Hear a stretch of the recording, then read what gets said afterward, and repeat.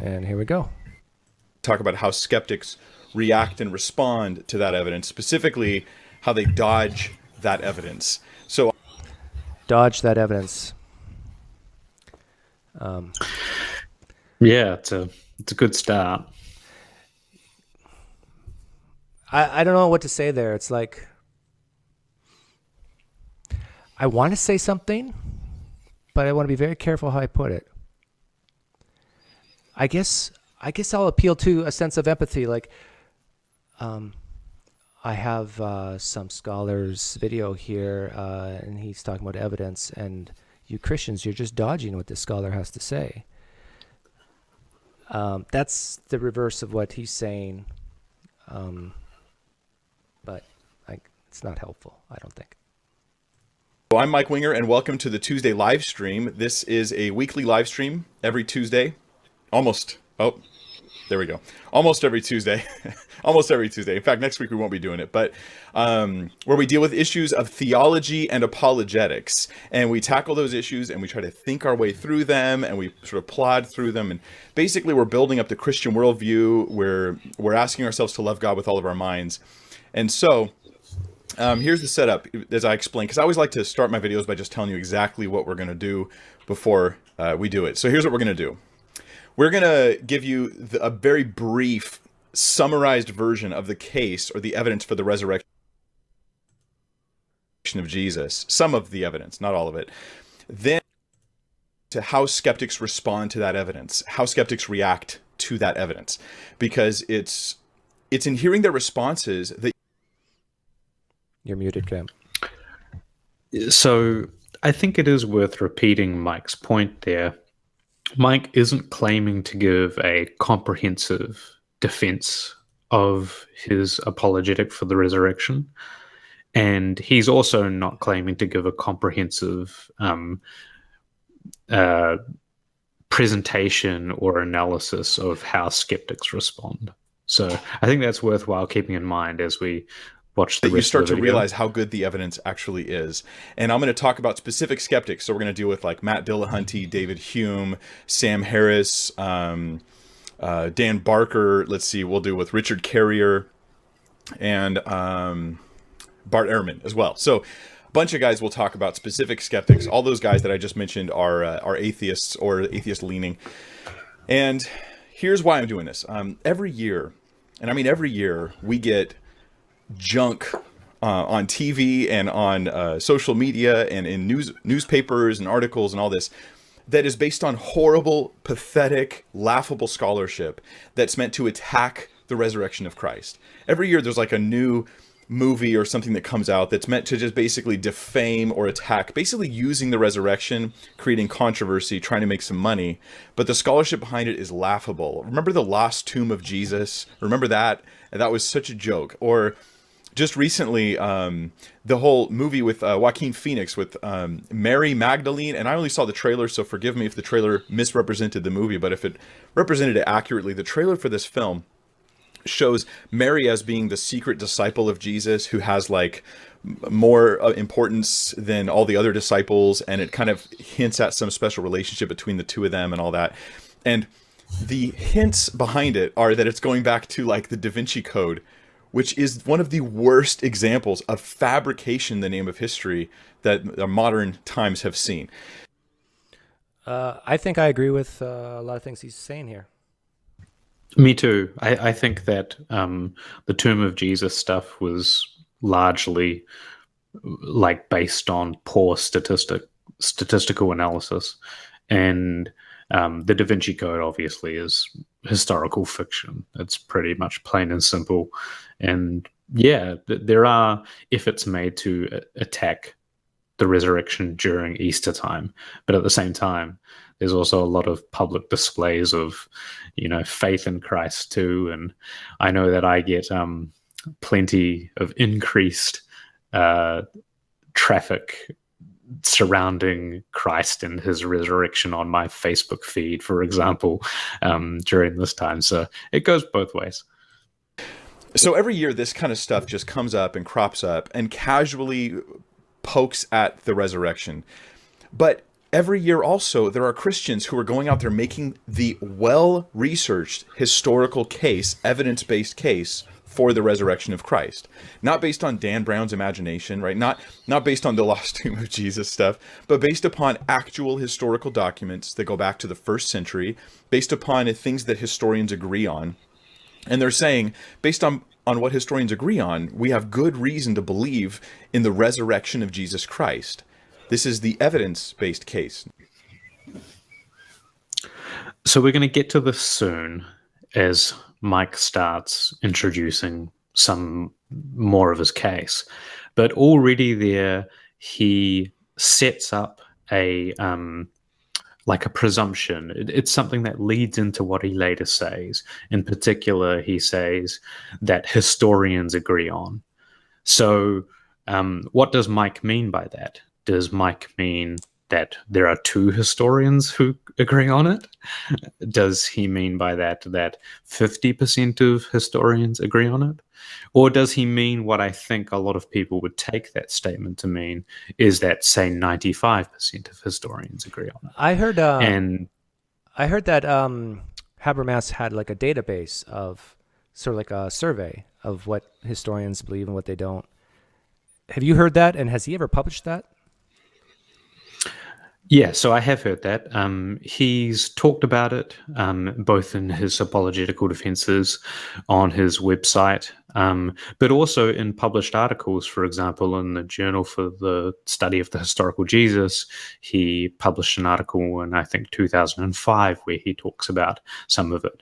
But no, he's never released the database or the catalog. And when asked about it, he has said, for example, that he is still collecting statistics based upon new writings that appear, and therefore doesn't want to publish it until it's complete. But I mean, it's a little bit silly because it's never going to be complete. People are going to be continuing to discuss this. But no, he hasn't released the methodology that he used to conduct the survey. Also, it's been very difficult to get details of exactly what criteria he used for which type of people are included. For example, in the article mentioned that I just mentioned before, the 2005 article in the Journal for the Study of the Historical Jesus, he actually includes scholars or makes mention of scholars like Richard Swinburne, who's a philosopher and not even a historian. So we at least know that in this database are included people who are not even qualified to give. Wait a minute. Philosophers are not automatically historians? Well, according to some people, if they comment on history, they become historians. But yeah, no. Okay, we should get. They don't qualify. They don't count as qualified experts in the field. Okay, let's keep going. Not a believe it because we say so, because it's religiously important case. That's not what it is. So today we're gonna look at that evidence-based case. We're gonna look at how skeptics respond to it, and that is where I think the gold is. So hopefully you'll stick with me all the way to the end, because if you've heard this case before, just know I'm only gonna give a summary of it. What you really want to get to is how they react, because that's where I'm going to spend most of my time today. So that's what we're doing. Let me just get the little slideshow ready, because I have it up, and I want to share with you guys, because in this case you really need the visual. It helps it stick more in your head for sure. So all right, here's my little slideshow for you. Very high tech. I'm going to give you 5 points that are historically accepted. These are not things I'm making up on the spot. They're not things that are just totally conjecture.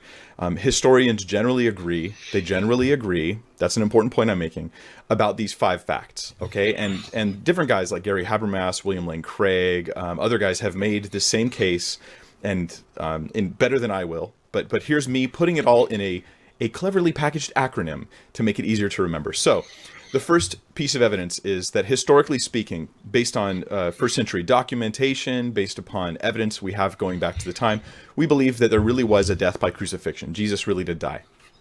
The second piece of evidence is that ladies found the tomb empty, that it was women disciples. Now pause right here, because already I'm losing some skeptics. I'm not saying we believe this. Please hear me. I'm not saying believe this because it's in the Bible. No, I'm saying here's what people who don't believe the Bible, who are historians, generally agree on when they talk about what happened in the first century. So, ladies, women actually went to the tomb and found it empty. This has to do with things like the criterion of embarrassment, and I won't get into all that because that's not what this live stream is all about. Because guess what? I don't feel like I have to make a case for all these things. My whole point is that historians already have made the case. The whole point here is these are the agreed on facts. So I just want to make a point about the criterion of embarrassment, because I don't think it's a good criterion, because there's a gospel, infancy gospel, where Jesus is playing with some other children. Now, I know this is not considered inspired and not part of the canon, but at some point people had to decide what goes in the Bible and what doesn't. And so if we're looking at the infancy gospel of Jesus playing with other children, something happened. I think one child bumped Jesus, and Jesus got mad and killed the kid when Jesus was a kid. So, here's a kid killing another kid, and then the parents get upset and says, hey, Jesus killed my kid, do something about it. And then Jesus brought the kid back to life. Now, that's an embarrassing story about Jesus. Now, according to the criterion of embarrassment, that should be more true than false, because it's very embarrassing. Am I wrong? Yeah, I mean, there's more to say on the validity of that. I do acknowledge that Mike, while he made mention of it, didn't actually make a case for point number 2. He instead is, simply deferring to what he considers expert consensus. Yeah. But yeah, as you point out, the criterion of embarrassment has some difficulties, especially in how it's applied in the Gospels. And a number of authors like Dale Allison and Stanley Porter, Richard Carrier, a number of authors who have written on this criteria do actually find issues with the way it's applied to Jesus' content. Okay, let's keep going. we're trying to argue from agreed on facts to this question about the resurrection. So the second one is ladies find the tomb empty. The third is that there were independent appearances of Jesus alive after death. The vast majority of historians do believe this. They say, yeah, there were independent, that's like not one person, but separate, different accounts where people said, I saw Jesus alive after his death. They believed this. They actually saw something. Now, the historians, many of them won't answer the question of what did they actually see. Was it Jesus physically alive or not? They'll just back off that and they'll go, we're just saying the evidence says they saw something that was, quote, an appearance of Jesus, apparently. And then number 4, we have the violence endured by the apostles. This has to do with after the resurrection, right? Before the resurrection, they were cowering, they were hiding, they had forsaken, abandoned Christ, and then they had a flip, and they were now preaching Jesus to the point of themselves being persecuted, tortured, and many of them even killed for this message that Jesus had risen from the dead. So that's another historical fact. They're just saying this actually happened. And then 5, the enemies of Christ converted. The enemies of Christ converted. So specifically the 2 that really come up the most in the debate about the resurrection is James and Paul. See, James, the brother of Jesus, who did not believe that Jesus was the Messiah while he was alive, but after his death saw him alive, according to an account that goes to within 5 years of the resurrection. Again, I'm just summarizing this. If you want to hear the whole case, you can see it on my YouTube channel, Evidence for the Resurrection, or you can go to, even hear a better case, go to like GaryHabermas.com or watch William Lane Craig and his debates or their presentations. It's all out there. It's great stuff. So James, who he went after the death, he still didn't believe, but after the resurrection, seeing Jesus alive, that's the claim, right? He suddenly converted. Paul the Apostle, who had every inclination to be against the church, says that he saw the living Christ, and that was why he became a Christian. I think, actually, maybe I'll play a little bit longer. I'm not sure if he's done with these 5, because I think we should talk about these 5. So these are like the 5 points, and if you catch the underlines, that's... Yeah, okay, I think he's done. So do you have any comments about any of these 5, Cam? I do, but I'll let you go first. So I know this is a real quibble, but a lot of this is about like tone and connotation. But Mike gives number 5. I know he's trying to make a point with his alive thing, but he says enemies of Christ converted, and one of the examples is James. It's really hard to see James as an enemy. I think that's probably a little bit too much, but I know he's not hanging his case on that point. So, yeah, do you want to talk about one? Yeah, number 3. It's important to see that we are not given a number of how many independent appearances. Was it 2? That's plural. 2 would be appearances. 3,000. Historians are not agreed on the number. Like that whole 500 thing in Corinthians, historians are not agreed upon that. It's only mentioned once in the New Testament.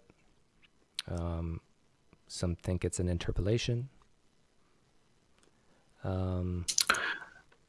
So I don't know how deep to go in this discussion, and whether to do it now or whether to do it later. But there's a lot of what would you like me to do, Doug?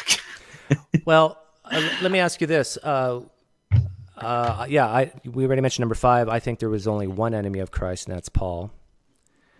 If there would have been Pilate, if he would have converted, or even the what do you call it, the people who apparently Jewish Sanhedrin, but the guards who guarded the tomb, they didn't convert according to the gospel narrative. They just took the money and kept quiet, and apparently they saw it. Which guards? Which guards? The Roman guards. Which gospel does that appear in? I think Matthew, does it not? Sorry, there were guards at the tomb, but it doesn't appear in Mark. You're right. It doesn't. That's kind of weird. Nice one, Cam. Number 4, the violence endured by the apostles. I remember listening to Bart Ehrman talking to Timothy McGrew about the violence. I don't know if you remember, Cam, what I'm talking about, which debate that was, but I remember Bart Ehrman saying, you have a really weird view of the violence in that period of time. Like, it's like you think like there was blood on the streets every day, and if you said you were a Christian, you were automatically, flogged or something.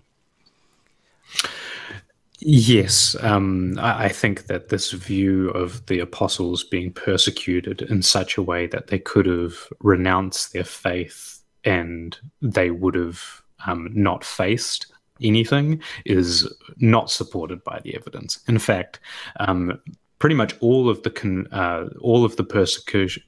persecution stories of the apostles come from much later sources that are unreliable on grounds even other than the stories themselves. You can read a excellent book on the subject. It's by Candida Moss, The Myth of Persecution, How Early Christians Invented a Story of Martyrdom. And it covers off all of the evidence from the patristics and all of the earliest evidence for martyrdom stories. And I think upon reading that book, your perception of this persecution will change significantly. Yeah. I've said so much about that on other videos, but they could have been, some of the violence could be endured just from sedition and so forth. But it's good to point out the only ones that even appear in the New Testament are James and Stephen, from my understanding. Yeah, for as far as martyrdom, But yeah, and I don't actually think that in those stories we get any indication that had they recanted their belief in the resurrection, that they would have been spared. So if people listening in chat who are not Christian, even Muslims, here's some piece of advice. If a Christian says violence or martyrdom is evidence of the veracity of the Gospels, ask them this question. How do you know that the 12 disciples, for example, died, or 11 of them at least, died from martyrdom for the belief in the resurrection. How do you know that? If they say Bible, you say, oh, sorry, that's wrong. Maybe 2 at best, or 1. It's So maybe we can talk about. Oh, sorry, you go. Yeah, I was just saying a lot of this martyrdom stories come from later traditions found in the Apocrypha, which also has a lot of weird stuff right next to it that Christians don't believe. Go ahead. Yeah. So on point number 2, one important thing to point out, if you're unaware, is that the gospel traditions about who actually went to the tomb differ quite significantly, and in fact, in general, the stories of who was at the tomb they vary across the gospels. For example, and this is going by memory, so it's a little bit hard to remember. In Mark, we get a pretty simplistic story of, I think, 3 women. Mary. I got it here, Cam. Yeah. Boy, I'm looking really pale. It's because of the white background. So I'm healthy. I'm not sick. Don't worry, anybody. But you can pray for me if you want. Women to the tomb. Women to the tomb. In Mark, it says there's 3. In Matthew, it says there's 2. In Luke, it says at least 4. And in John, it says there's 1. So now I totally understand this is not a contradiction. I want to be very clear.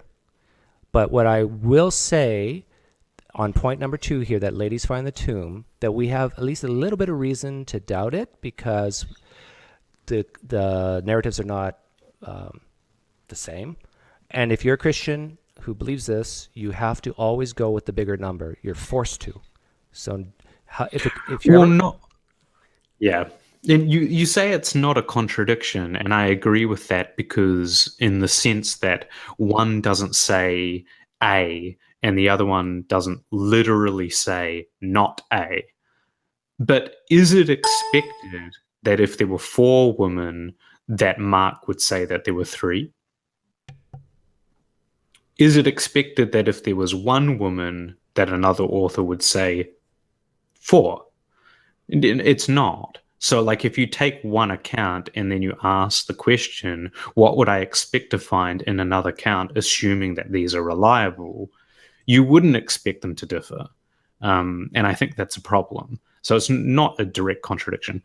But there's also other details in the tomb story that differ. So, for example, in Matthew, when they arrive first at the tomb, the stone covering the door is still there. This is going from memory, whereas in the other Gospels it's not. It's a pretty big difference. In Mark, it's a much more simplistic story with like a young man, a young boy or a young man there, whereas in Matthew's story there is this angel that, or is it 1 angel or 2 angels? Interacts with the guards. I got it here too, because these are my notes from when I left Christianity. In Mark, there was 1 man at the tomb. In Matthew, there was 1 angel at the tomb. In Luke, there are 2 men at the tomb, and in John, there's 2 angels at the tomb. Now, you could say that the men were actually angels or whatever, but the actual text says 1 man or so. Who was at the tomb? Was it 1 man, 1 angel, 2 men, 2 angels? So already, like I think a lot of historians who do think this point is true, they don't actually, I think that it was ladies, but for the ones who do, I think it's because they are trying to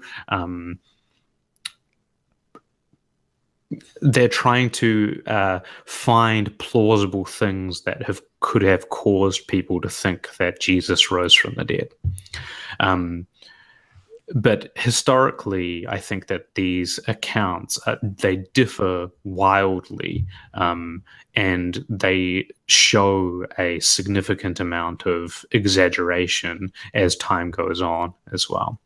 Another point to make here is that in Gary Habermas's studies, which, as I mentioned before, we don't have access to the raw data, or his methodology, the people who are included in his study appear to be just writers, And it's actually 70 to 75% of writers that agree with point number 2.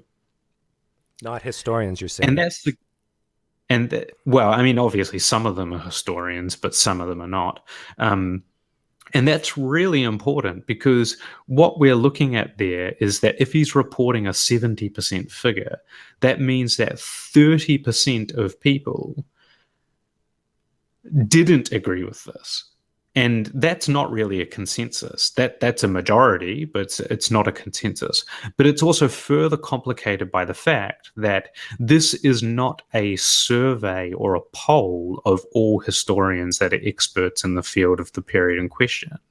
This instead is a catalogue of those people who have directly published on the historical question of the resurrection or the empty tomb. And so already there's quite a selection bias there.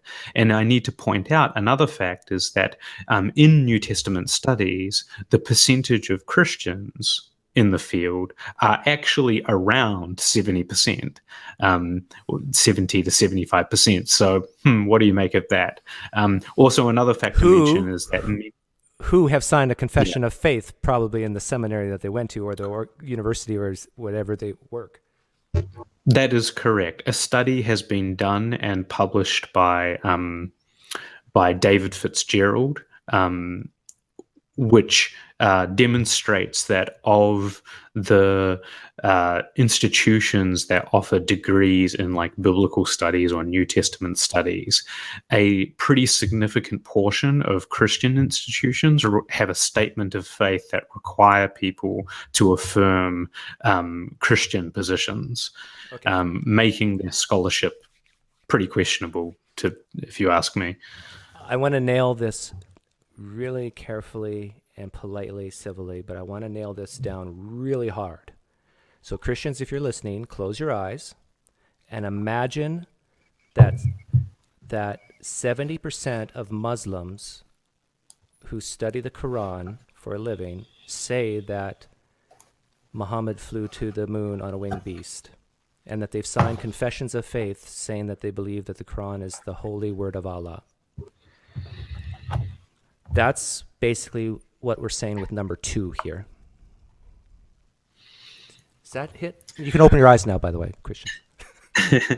So I want to do something else. I want to give a little bit of a sampling of figures in history prior to or around the period of Jesus Christ who have stories told about them in which they vanish or there's a missing body. Okay. Alexander the Great. As a conqueror, as the conqueror's premature death loomed close, and he rested in Babylon, he conceived the idea that he should perhaps take his own life by throwing himself in the Euphrates River, in order that, his body having disappeared, he might be numbered among the gods, thus sustaining his divine myth that he was a demigod, son of Ammon Zeus. So, Aeneas, son of Aphrodite,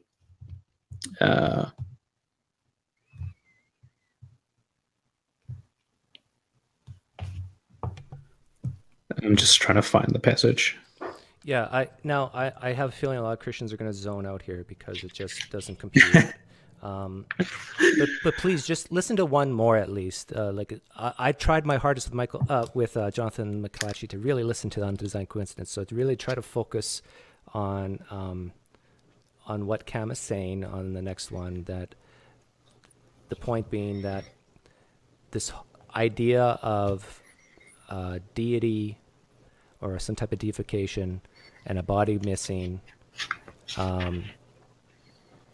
is not uncommon in history. Yeah, it's not. So this is just like almost like a random example. Aristraeus, son of Apollo, while paying a visit to Dionysus in Thrace and being initiated into the secret rites as the fable related, Aristraeus vanished near Mount Haemus and was never seen again. Athenagoras wrote that the Cians worshipped Aristraeus, considering him equal to Zeus and Apollo.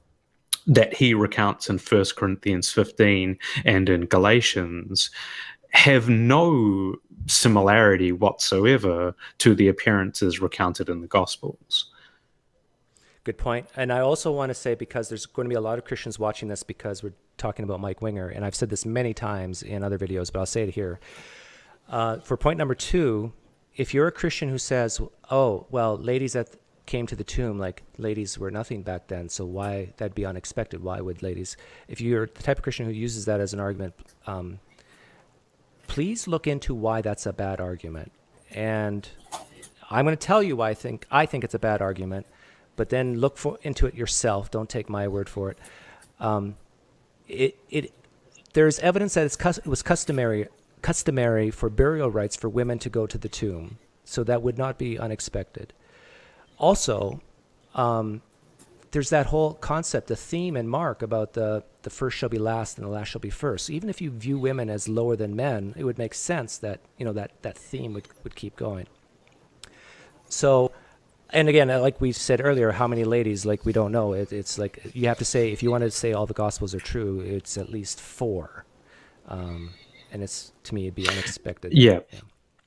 And it's also claimed that, and this is the embarrassment aspect, or part, actually, I don't think it's quite that, but it's part of the argument that the testimony of ladies were not valuable. So why would an author invent that aspect of the story? But it turns out that this is actually factually false. Yeah. That ladies could actually testify on matters which they were experts on. But more importantly, which is the most, it's crazy that nobody points this out. Nobody is even remotely considering this idea that the woman would be testifying in court about what they saw. Like, what are you talking about? Like, women were trusted to report matters to one another. I mean, at varying degrees. But this question is not a question about whether or not women could testify in a court of law of the day. It's absurd. Okay, let's keep going. But we spent time on this because it's important. It just spells out the word alive. ALIVE. So, a death by crucifixion. Ladies find the tomb empty. Independent appearances of Jesus alive after death. Violence endured by the apostles. The enemies of Christ converted. Now, I would normally spend a long time unpacking each of those. But the bottom line is this.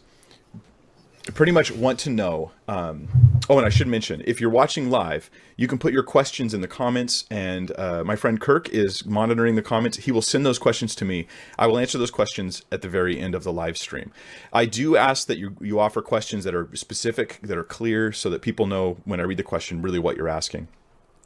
And if you disagree with me, that's even better. I like those questions the best. Okay, so what are the alternate explanations? Like, if I'm going to take these 5 facts and say, let's just say that these generally agreed upon facts, that these are all true. What explains all these facts? Well, obviously the resurrection does. The resurrection explains not only the death, because you have to have a dead Jesus before you have a live Jesus, right? So it also explains the empty tomb. It explains the independent appearances of Jesus, the violence endured by the apostles, and the enemies of Christ converted. It explains all those things. What else does, though? That's the question. So here's the alternate theories. The alternate theories for Jesus, not Jesus, but somebody else, some other explanation, is the Swoon Theory. I'm going to give you 7 of them. The Swoon Theory is that Jesus didn't really die. He only looked like he was dead. He was like, if you're a fan of The Princess Bride, which I think is a fantastic movie, I should probably go watch it again. He was mostly dead, right? He was only mostly dead. He wasn't entirely dead. And so then the resurrection wasn't really resurrection. He just kind of, got a little better. Then there's the twin theory. The twin theory would be that I'm not kidding, that Jesus actually had a twin, and that the twin was crucified, or the twin is the one who came back, one or the other. So one of them died, the other one came back, and this, of course, the twin theory. Okay, so then we have the mass hallucination theory. I'll respond to these in a second. First, I'll just lay them out. This is actually the most popular theory even today amongst those who are willing to throw out a theory. It's is that they were just a lot of hallucinations. I have to stop it there. I'm sorry. I really wanted to play more, but I have to stop it there. First of all, I have never met anybody in this century who has said the swoon theory or twin theory. Although hilariously, I mean, and I don't think that this is plausible at all, although I actually think it's more plausible than the resurrection. But I don't support this as an argument. But Josephus does actually, I think it was Josephus, or maybe it was Tacitus, does report of like a case of somebody not dying after having been crucified, being brought down from the cross. Yeah, I think it was Josephus, and actually living on and not actually dying. But I don't think that that's what happened. So Yeah. So the point is like Cam and I's objections or other explanations go far deeper than like, oh, he never really died, or he had a twin. Like this is, it's like such simplistic thinking. Yeah, it's and so I stopped it here on point 3 though because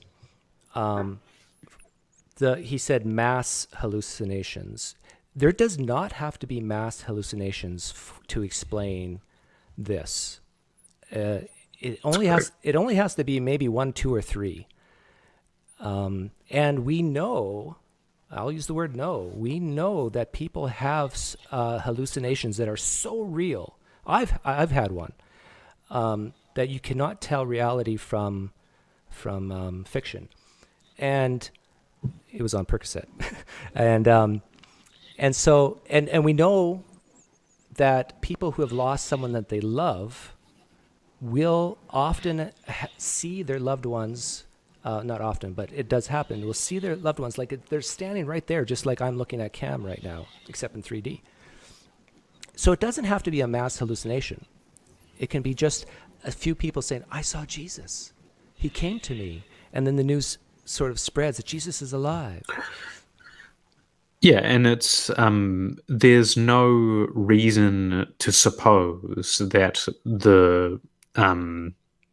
the visions or hallucinations or whatever you want to call it, there would be no reason to suppose that they had to be identical in their character or in exactly the details of their report, because we have sociological cases that have been studied of people having hallucinations of similar things and corroborating one another's accounts despite the fact that it wasn't actually real. And this can occur through a variety of means, especially when such states are being led by a kind of leader who prompts and primes other people who are corroborating the accounts. And this is not like a collusion-based thing. This is just natural human behavior, especially in extreme circumstances. Like, for example, if you in a situation where you are like highly suggestible situations, oftentimes the content of your experience can be influenced by other people around you. And I don't even think that this happened, because I don't actually think that there were any hallucinations other than visions of visions from individuals. But yeah. Yeah, and I want to point out, and I think every Christian will agree with this, that the first record we have of an appearance of Jesus is from Paul. And that's right. And Paul, it sounds like a vision that apparently happened after Jesus already ascended into heaven. That's correct. And then we have Paul saying, but other people saw Jesus too. But I'm talking about the first record we have. We don't have any records of someone saying, I saw Jesus, other than Paul talking about other people seeing Jesus. So that's correct. So we have no first-person accounts other than Paul. And when Paul recounts in 1 Corinthians 15, he's reciting a creed. He's not reciting evidence from people. He's reciting what people believed. I think it's important to see that difference. But if, for example, your friend told you that they had a vision of their dead loved one, or like that they saw their dead loved one. Would you suppose that that vision or that experience was real, in the sense not that they're lying about it, but in the sense that it actually was like a physical person that was real?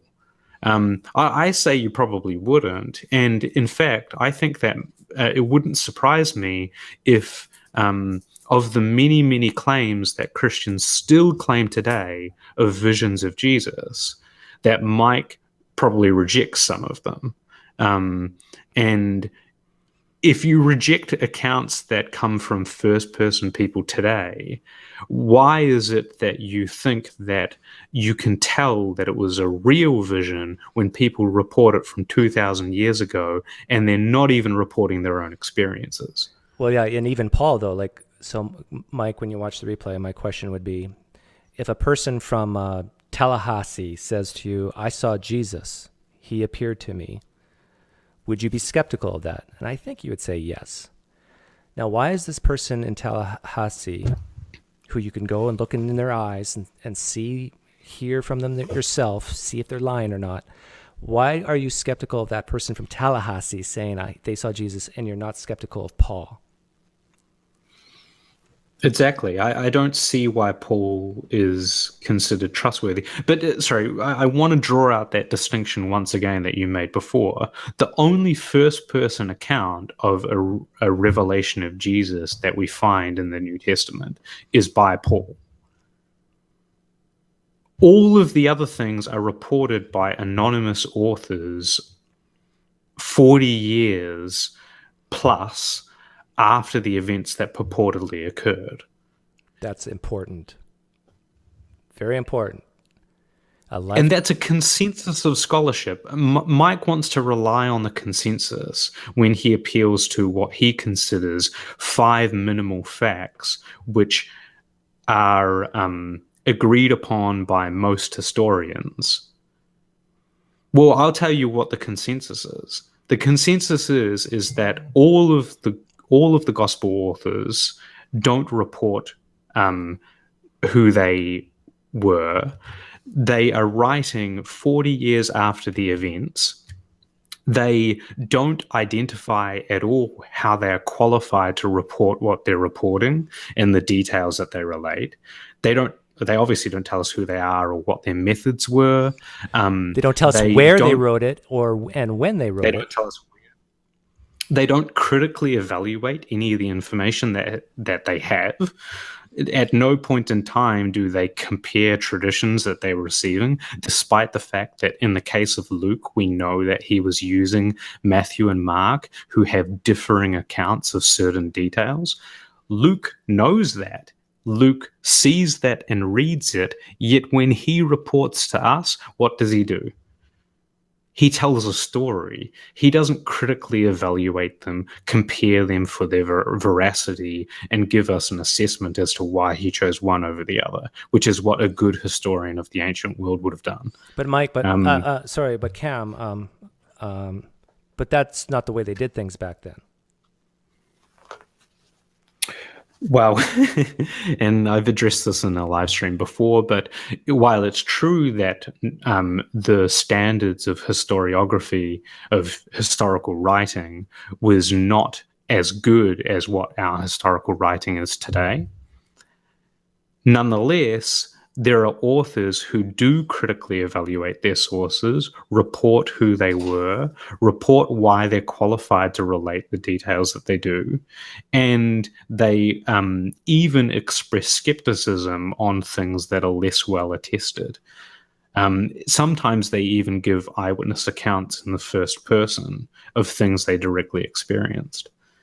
Yeah, I'm going to say this as gently as I can. I've read for myself the prologues for Dionysius and Suetonius, and a lot of Christians say that Luke was, the most, the best historian of the 4 Gospels. Luke is really terrible. He was terrible. He was terrible compared to those 2 guys in the same time period. In fact, Dionysius was before. But let's keep going. Yeah, so And so we'll come back to that in a second. Then there's the spiritual resurrection theory. Some liberal scholars in particular believe that Jesus didn't rise bodily. He just sort of had some sort of difficult to describe spiritual resurrection experience. And there's a lot of things that come against that, but we'll come back to it. Then there's the wrong tomb theory, which is to say that they just got the wrong tomb. He was buried in one tomb, but they went to a different tomb later, and they opened it. It was empty, and that kind of triggered everything else. Oops, just like kind of like a GPS malfunction. And then I want to also say that the earliest writings we have are Paul's, and Paul never even mentions a tomb. And how many Gospels even mention Joseph of Arimathea? Is it 2? Or do all 4? I think Luke doesn't, but Matthew and Mark both do. I'm trying to remember of John, but Luke doesn't. So there's some doubt. And I think that there's a good case to be made that the story of Joseph of Arimathea is actually modeled off the story of Hector's father, Priam, or whatever his name is, going to request the body of Hector after Hector dies. And I'm not going to argue for this now, and you can read Dennis MacDonald and the relevant literature on this. But you know what? I just got to throw this in. What really saddens me is there's going to be, if Christians can honestly sit and listen to us talk here, there's going to be a lot of them who are hearing this for the first time. And that's what really saddens me. Yeah. Well, this is an opportunity. Bryson asks, how is that not an argument from silence? I'm not sure exactly what he's referring to.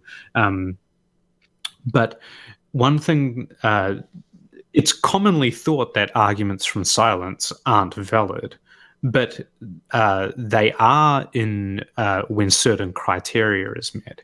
For example, when you strongly expect to observe certain evidence and then you don't observe it, that counts as evidence against the claim that it was true. So, for example, if I claim to you that I have an elephant sitting behind me, and then I move out the way and adjust my camera, and you see that there's not an African elephant sitting behind me, you know exactly what you expected. You didn't observe it, and so it's evidence against. Now, arguments from silence don't work when there's no reason to expect that we would actually observe the evidence. Yeah, argument from silence is extremely powerful when you would expect something. So I claim, I live in Los Angeles right now. This is a hypothetical. I claimed the record earthquake just happened an hour ago. Records. It was like the biggest earthquake I've ever experienced in my condo. No newspapers reported it. No radio stations reported it. No other human being in Los Angeles reported it. Argument from silence. That claim that I experienced the biggest earthquake in LA is probably bogus. Sort of like the 3 Hour Darkness. Yeah, so Bryson clarified the tomb not being mentioned by Paul means that the tomb wasn't empty. No, that is not the claim. There's no claim of implication, a claim that because he didn't mention it, therefore it means that definitely it was empty. It's that if there really were an empty tomb, we would expect it. It's reasonable to expect that it would be mentioned in our earliest source, Paul, when he's discussing the resurrection itself. Yeah, and I realize Christians say, well, it's implied, but it still... So it's evidence against. It's not an implication that it must be true that there was no empty tomb. It's nothing like that. It's just evidence against. It's like your confidence at one point in time was here, and then it just dropped a bit. Okay, let's move on. Then we have the missing body theory, and the missing body theory is just that Jesus's body was just missing. Like, for some reason, his body was gone. His body was missing. Maybe it was never even put in the tomb in the first place. It was thrown into a common grave, and then his body was gone. And so then it led to all these different things. And then finally, we have the conspiracy theory, which is probably the oldest of the theories. This conspiracy theory goes back to the 1st century, we know, because it's in the mouth of the enemies of the gospel when the gospel writers are writing, and they're saying, yeah, the story that the disciples stole the body of Jesus, that didn't happen because such and such. So they're actually combating this theory. That theory goes back to the 1st century. The conspiracy theory, it was a deliberate conspiracy. The apostles purposely lied. Paul, James, these guys, they just lied about it. So those are independent, separate theories, explanations. Let's look at them one at a time. So the swoon theory. Now, follow me here. If anybody's maybe got a little lost in the mix here, we're going to now take the 5 facts and compare them to these alternate theories. Do any of these theories withstand the 5 generally accepted facts of history, meaning that they would explain away the resurrection? The swoon theory, well, that's refuted by a couple different things. Number 1, it's refuted by the death by crucifixion.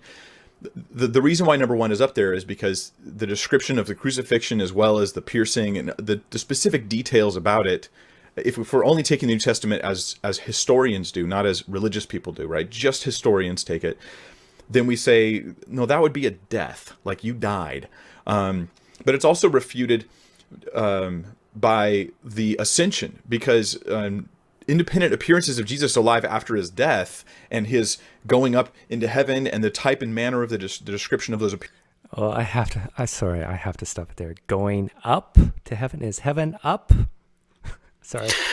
Yeah. So just like I mentioned that there are many vanishing body stories about figures in the past that were considered to be divine, there are also many ascension stories or apotheosis narratives about them too. And 2 prime examples are Heracles or Hercules and Romulus. I also I want to emphasize the point again that these are like really, really bad explanations in that, like, they're just, it's like it's straight out of the 19th or the 18th century. But he's actually missing one important explanation, which is actually analyzed and covered in Gary Habermas's work and Mike Licona's work on the case for the resurrection of Jesus, and that is the claim that it's legendary. So it's not like a conspiracy, like a mass conspiracy, but it's instead that these details were actually later invented by gospel authors or through the process of oral tradition. Yeah, and that's why we spent so much time on those first 5. So basically, what we're saying is, we've given reasons earlier. Did something just happen? We gave reasons earlier about why we can doubt all 5 of those. I'll give them number 1. That's fine. It doesn't matter to me. And so it's kind of like going through each of these swoon theory, twin theory. Like I would never use these alternate explanations, except, and Mike was right, the hallucination theory. But again, I would say, it could have just been visions, and I definitely don't think it has to be mass. It can be one at a time. But even then, I just want to point out once again, we have actual historical, good evidence that people do have hallucinations in groups. I think mass is kind of it's meant to make it sound even more implausible. But we do actually have cases of hallucination in groups. But carry on. Appearances don't describe a weak, impotent, barely alive, almost killed, like you were so badly hurt we thought you were dead, that you laid alone in a tomb for 3 days, somehow you got out. This doesn't inspire the faith of the disciples. The appearances of him alive after death don't match this. And of course, number 4, what I just said, is it's not inspiring. The violence endured by the apostles doesn't make sense if Jesus was just hurt really bad but not dead. So the swoon theory isn't supported by hardly anybody for this reason. Then we have the twin theory. The twin theory, of course, would be would be refuted by a couple things. So we have the empty tomb, number 2. If there was a twin that died, there would be. I'm tempted just to fast forward this because we don't we agree with Mike that these are bad theories. So, but I'm scared to try to fast forward because then I got to make sure I get the right spot. What do you think, Cam? Should I just let it play or fast forward all this? I think let it play. Okay. Be 2 bodies, not 1. So the empty tomb doesn't make sense. The independent appearances of Jesus alive after death are to not strangers. He appeared to some strangers or people that didn't know him well, but they're also to like those who were following with him every day for years, every day in and out, living with Jesus. Then we have his family, his mom, his brother, like number 5, enemies of Christ converted. That doesn't get explained. So, now there's longer refutations of these. I'm just giving you a couple. He's kind of introducing other claims there, which go well beyond what any kind of consensus holds on his independent appearances thing. So, like, I think that there's very few scholars that actually believe. Well, I shouldn't say few, but there are many arguments against, and many cases in published literature against stories like the road to Emmaus, for example, in Luke, and the fishing scene in John, and many of the post-resurrection appearances that are reported in the Gospels are significantly doubted by historians. Yeah. So it's not like as if like all of the stories in the Gospels that scholars all believe that, which is kind of what it makes it sound like when Mike describes it. Yeah, and even Christian historians don't say everything in the Gospels happened, that purports that it happened. I won't mention any names. A couple points, because I want to get into Hume and Barker and all those guys in a second. So the twin theory. Then we have the mass hallucination theory, and this is Richard Carrier. He likes to borrow pieces from the mass hallucination theory, but this is also going to be refuted by the number 3 independent accounts of Jesus alive after death. Not one time, but multiple different people on multiple different occasions. That doesn't fit mass hallucinations, as well as several individuals at one location where they're all seeing the same thing at the same time. The idea behind a hallucination is it only happens in here, right? So when we're all experiencing the same thing out here, that is not a hallucination. That's how you know it's not a hallucination. Hey, do you see that too? Yes, I do. Okay, it's not a hallucination. Yeah. We don't have that. We don't have multiple independent people saying the same thing. We have reports. Oh, you dropped off, Doug. Okay, can you still hear me? I can hear you, but the video dropped off. Why is that?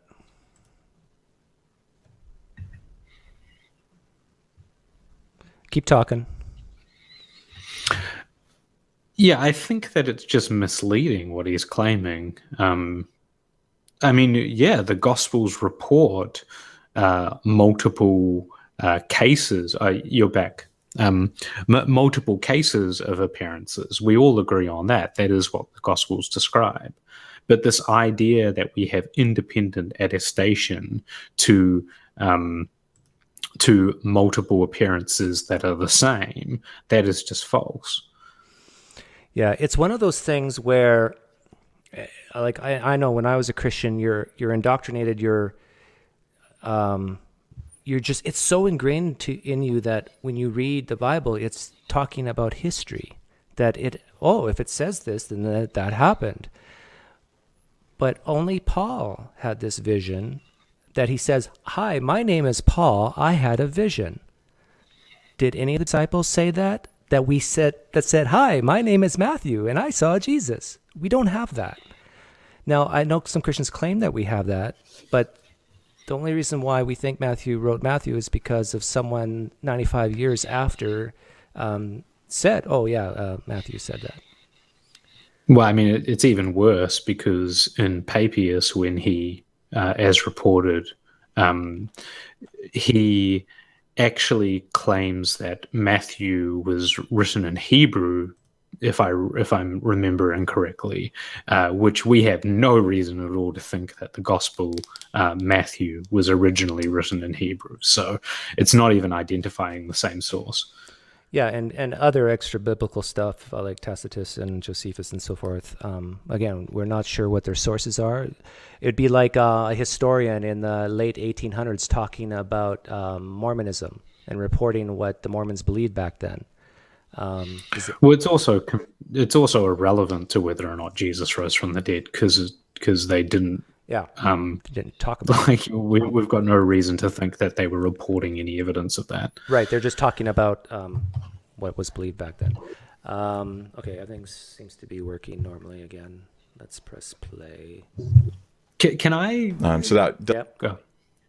Can I give one more thing for people to consider? Sure. So, as I mentioned before, Mike's relying on the consensus. The consensus of scholars is that Mark's gospel was written first and that it wasn't written by an eyewitness, but instead was written by, it is anonymous and we don't know who the author was. And we get to an important scene within the gospel where Jesus is on the cross, and the events are occurring around Jesus's crucifixion. And consider the following. This is a quote from Price's work, Holy Fable. The crucifixion scene in Mark 15 is essentially a narrative fleshing out Psalm 22. All of the major bullet points, quote, come from that psalm, though Mark never calls attention to his source. He says nothing to imply these, quote, events are fulfillments of some prediction encoded in Psalm 22. So, for example, the piercing of Jesus' extremities reflects Psalm 22:16. The parceling out of his garments and throwing dice for them in Mark 15:22 derives from Psalm 22:18. The wagging heads of the mockers are from Psalm 22:7. And the keynote cry of abandonment, my God, why have you forsaken me?" Is a direct quotation of Psalm 22:1. Right. So let me spell out what Cam's saying. Cam is saying, and I agree with him, that it's more likely that those events did not take place at all, but an author was using the Psalms to create a narrative. Now, even take the piercing one in Psalm 22. If you go back to Psalm 22, it's talking about lions biting into flesh. Did a lion bite into Jesus? It doesn't talk about nails going through hands and so forth. And so it's also not even a prophecy. Like if you go and read Psalm 22, there's nothing that indicates it's actually about something else. Yeah. So and so to get clear here, there was a known practice of what was called Midrash of the time where people were using details from ancient Hebrew texts like the Psalms to actually create new narratives or new theologies or new interpretations of these scriptures. And not only that, in the first century, if you went through a Greek education, you learned the practice of taking existing stories and using them to craft narratives with new characters and new meanings. This was an established, known practice in the first century, which many authors used, for example, Virgil in his Aeneid. And so it's not a ridiculous claim, like this idea that people use details from the Old Testament. Whereas what is a ridiculous claim? That hundreds of years before, an author was somehow predicting or echoing things that would occur in the first century of Jesus. and that God divinely orchestrated these events in order to make it so Jesus's crucifixion reflected some ancient text that the Jews knew of. That is not plausible. Well, that is not plausible at all. And I understand the Christians' sort of reply to that, and that is, well, we believe God is the author of the whole Bible, and it would only make sense that he is telling us a consistent story from Psalms all the way to the Gospels, and so there's no problem here. But I'll just tell you my perspective. My perspective is that if I care about what's true, and I ask myself the what's more likely question, what's more likely that, the piercing of the hands and that language found in the Gospels actually happened, or that a anonymous person who we don't know where he wrote from, and we're not exactly sure when he wrote it, but the scholarly consensus is a lifetime later, 40 years is a lifetime back then, used the Old Testament to create a narrative. And maybe it was loosely based on a real guy, who knows? But anyway, we really need to press play, otherwise it's going to be like 3 hours. Yeah, otherwise we're never going to get through it. Doesn't easily work. 1 Corinthians 15, which goes back to within 5 years of the resurrection. It talks about how over 500 at once saw Jesus. So we're talking about quite a mass of hallucinations. Oh, I'm sorry, guys. I have to stop it here. It's a claim that 500 people saw Jesus. It's a claim only made once in all the New Testament. Later on in this video, I asked Mike directly, do you lower your confidence in a claim that only has one source? And he said yes. So this 500 witnesses deal, I think by Mike's own admission, he would have lower confidence on than other claims in the New Testament. And when he talks about going back to within 5 years, let's be very clear what Mike's talking about here. He's not saying that this was written 5 years after. He's saying that there's a creed, a claim that may go back that close, but that is written 2 decades later about these set of beliefs. You want to say anything, Cam? Yeah, that's an important distinction to make. 1 Corinthians 15 itself is not from, 1 Corinthians in general is not from 5 years after. But scholars have made arguments for dating the specific creed in 1 Corinthians 15 to being close to the resurrection of Jesus. Here we go. Being claimed here. So that explanation doesn't seem to work very well. Then there's the wrong tomb theory. The wrong tomb theory, or excuse me, the spiritual resurrection theory. The spiritual resurrection theory, which this is what irritates me about how sometimes theological liberals will talk. Because they will on one hand say, I'm a Christian. And on the other hand, then they deny core doctrines of Christianity. But then they say, no, it's never really been that important. And then they talk in wishy-washy terms, and they make it all into poetry. And then they, I think they irritate everybody. I'm not emotionally mad at them. It's just like, how are you to arrive at truth when you treat truth like it's a contortionist? So the spiritual resurrection theory is kind of like that. Like there was something of a resurrection, but this doesn't fit the empty tomb. The body was raised. The body of Christ was actually raised. That doesn't fit the empty tomb. There was violence endured by the apostles. The reason why they endured the violence is because they believed in the physical resurrection. And this gets into the very meaning of the word resurrection. N.T. Wright has done a lot of study on the actual meaning of the word resurrection to first century people, to the Jews in particular, because this is a Jewish movement, remember. And there's no way that the word meant a spiritual resurrection. That's not what the word meant. And so N.T. Wright's got a ton of work he's done on that. And some people who used to say this now agree with him. So the spiritual resurrection theory doesn't fit those facts either. Then we have, what's next? We have the wrong tomb theory. It's refuted by a description of the tomb given both in the before and the after. The number 3, 4, and 5, independent appearance of Jesus alive after death. That doesn't happen when you lost his body. You don't endure violence because of those things. And the enemies of Christ don't get converted because you can't find the body of Jesus. They could have easily just brought the body back out at any point later. And then we have the missing body theory, and this again is refuted by 3, 4, and 5. Independent appearances don't happen when the body of Jesus is just missing. Then we're back to just a hallucination theory, which has its own issues. The violence endured by the apostles doesn't happen because of that. The enemies of Christ aren't converted because of the body was missing. And then the conspiracy theory, which is basically like wrong tomb, missing body combined. The problems with the conspiracy theory are all the same as the problems we've mentioned so far. It just adds that the disciples knowingly, intentionally did all this on purpose, like, right? Knowing it was a lie. So they knowingly died. I mean, the mass hallucination theory has to do with them being deceived. The conspiracy theory has to do with them purposely lying and deceiving people about it. But it doesn't bear up. They gained nothing. They lost everything. And it was all because of the claim about the resurrection that they did. So those are the historical facts compared to the alternate explanations. This is all just the intro. We're about to get to the good stuff. So then we have the one rational explanation, which in my mind is Jesus is alive.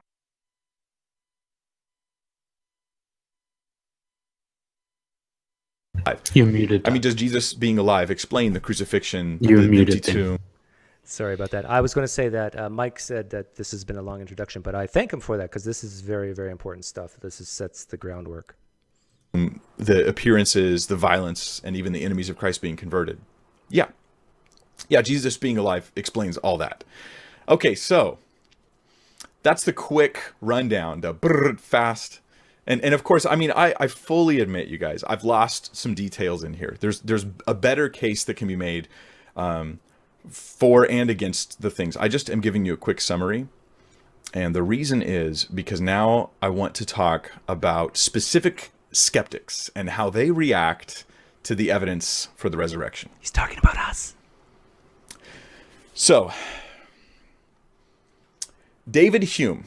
Hume is, let me show you him right here. There he is. Okay. He's not modern, he's not as current, right? But he is used by all the modern guys and used by all the current guys. And if you get into a debate on the resurrection, this guy is going to come up in that debate. David Hume will pop up in that conversation. David Hume lived in the 1700s, and he was a philosopher, and he says about the resurrection that it didn't happen, and here's his reason. Not because he has a better explanation, but because any explanation is better in his mind. Let me explain. In David Hume's mind, miracles are impossible, period, end of story, and therefore, no matter what the evidence is, we deny the resurrection. I know what you're going to say, Cam, but I think I'm going to give Mike some rope here, a slack, because I think he corrects himself a little later on about what he just said. He does as well, yeah. But it doesn't excuse having made pretty much the first claim that he makes about Hume is false, because Hume doesn't claim that they're impossible. What Hume actually specifically claims is that were there to be a counterproof,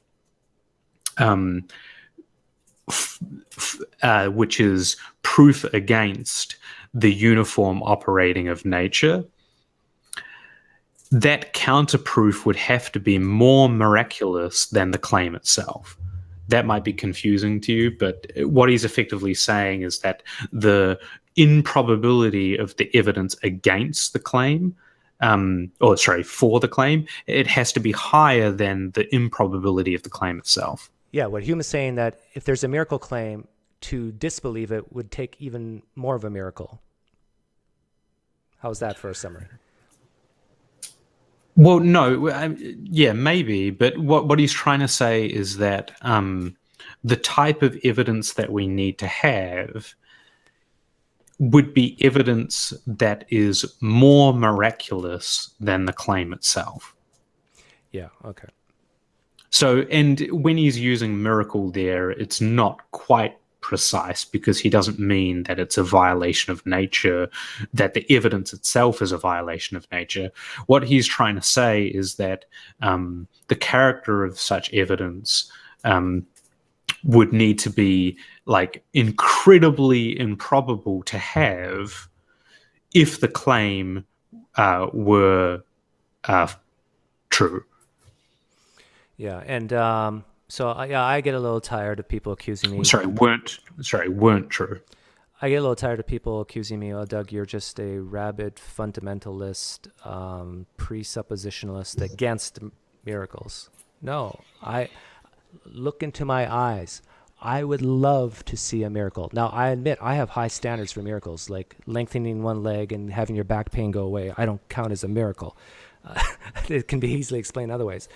But you produce something out of thin air over and over again. You grow a limb from an amputee. I would love to see that. So my standard of miracles is very high. And I do consider resurrection an amazing miracle. But what is more probable? What is more likely? That a man rose from the dead, or a book just says that he did in bodily form? Yeah, I mean, so Hume, just to clarify on Hume, he does say that testimonial evidence would never rise to the degree of unexpectedness required to substantiate a miracle. He does say that, which is a similar claim to what Ehrman makes later on in the video, but carry on. That is his position. Let me read to you one of the things he wrote. He says, "The plain consequence is, and it's a general maxim worthy of our attention, that no testimony is sufficient to establish a miracle. No testimony is sufficient to establish a miracle." That's his general maxim. That's his position. There is no such thing as enough evidence to say that Jesus rose. You'd be surprised how many people today hold the same position. Okay. Is that bad to hold that position? I think it depends on whether or not you confuse or, have a confusion about what Hume is claiming. So he's not claiming there that there could be no evidence that substantiates a miracle. He's claiming that a particular type of evidence, testimonial evidence, couldn't meet that burden. I tend to agree with him, except for some scenarios that I can construct, which actually do rise to the degree of being more improbable. And I'll give you an example. So if upon Jesus' resurrection, Jesus, instead of appearing to a select group of followers and one outside individual, Paul, if instead he actually appeared to everybody in the world at that point in time, including, for example, the Sanhedrin, Pilate, some people in China, some people in the Americas, and people geographically separated, and told those people his message and his gospel and what salvation meant, and what he did to achieve it, though, if those people independently recorded it and they wrote it down in such a way that there were many, many, many witnesses geographically independent from one another, such that we couldn't expect that they would have influenced each other. Okay, I actually think... Yeah, that's great. That's better, right? It's better testimonial evidence. And I think Christians, if you're listening to this, I think you agree with that. I think what Cam's saying, that if Jesus would have simply appeared to Pilate, the Sanhedrin, if he would appear to Chinese people, Aztec, or people in South America, North America, all around the world, and anybody who had the ability to write wrote about it, that is better than what we have now. And I think most Christians would agree with that. But I want to get to the miracle part of, I just thought of this the other day. I believe that miracles are possible. So if I think about the resurrection, narrative, Jesus could have said, you know what? In the future, there's going to be iPads, iPods, video cameras, audio. I'm going to go poof and have all that technology here for you disciples. All you have to do is press this button, Peter. James, come over here. You see this? This is how you focus. This is how you zoom. And then I want you to record some of my ministry and stuff like this. Now I can hear the Christians screaming at me right now, saying, "Doug, don't be ridiculous. This is like a fantastical miracle. It's not a plausible miracle." But why not? If we're truly open to the idea of miracles, why didn't Jesus record the technology for the modern era where we have this type of technology, and preserve it where we could actually, from different audio devices, play back and even could carbon date it and so forth. Carbon dating's pretty accurate for only 2,000 years, and say, oh yeah, comes back. The little tape inside is like that 2,000 years old, and yeah, if miracles can happen, that would have been a great miracle to do. So to verify, that would have been better at what we have. Yeah, and I mean, there are a variety of things that I could think of that would make me believe the resurrection. And I'm not against it because, to be perfectly honest with you, I would love there to be an afterlife. I would love That's where we there disagree. to be. Well, yeah, you might disagree with that, but I actually want to live forever. And I mean, I think that the idea of worshipping God incessantly forever, if that's what's implied or that's what's true, that kind of sounds a bit weird to me. It might take me some time to get used to that. But maybe I could make an app that worships God. I just why would you want to go? and... Why would you ever want to go to a party that you can't leave? Well, I can probably create my own party in such a world. I mean, I don't know, but like I want to believe it. I think it's an amazing Cam, idea. You're too smart of a guy. If you go to heaven, if heaven's real, and if you end up there for some strange reason, you're going to be walking on the streets of gold, and you're going to be saying, there has to be something after this. There has to be an afterlife. Oh, that's funny. Yeah, but I'm not against it, and I definitely think that miracles are possible. Like, I don't hold any type of epistemic position where I rule out these things as being impossible a priori, and I pretty much never have. I don't even adhere to what's called methodological naturalism. I actually think we can evaluate these hypotheses and consider them seriously. I just find them wanting. Here we go. So, if you're the skeptic and you're watching, I want you to notice the commonalities between Hume, Ehrman, Carrier, Barker, all the guys I'm going to talk about, because it is a blind faith position of methodological naturalism. I do not say that as an insult. I say it as an observation, and tell me if you do not notice the same thing. So David Hume goes on, and he says the only time he'd accept a miracle is if there was two competing miracle claims, and he would take the lesser of the two. That's the only time he'd accept a miracle. He wrote in an inquiry concerning human understanding. That's not what he says. That's to misunderstand the point of what Hume says, and I described it earlier. He's not saying that there are two competing miracle claims and he would accept the lesser of them. What he's saying is that the evidence we would need to be more miraculous than the claim itself. It's when we're left in a position where one thing is more unexpected than the other thing. I don't know if that makes sense to anybody, but it's not what Mike just said.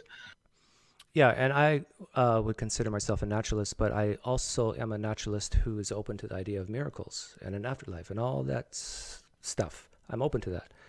So it's like, well, anyhow, here we go. We already talked about that. So that was David Hume. Then we have Bart Ehrman. Bart Ehrman is one of the, look, if you're an atheist, you know who Bart Ehrman is, right? If you're Islamic, you know who Bart Ehrman is, because a lot of his stuff is geared towards attacking the Bible, and Islamic apologetics requires attacking the Bible. So Bart Ehrman,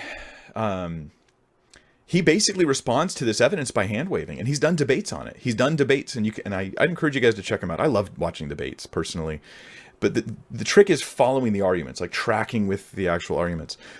So Bart Ehrman, he says that the biggest reason why we should not, the singular reason, the most important reason why we should not believe that this evidence says Jesus rose is because miracles shouldn't be believed even if they happened.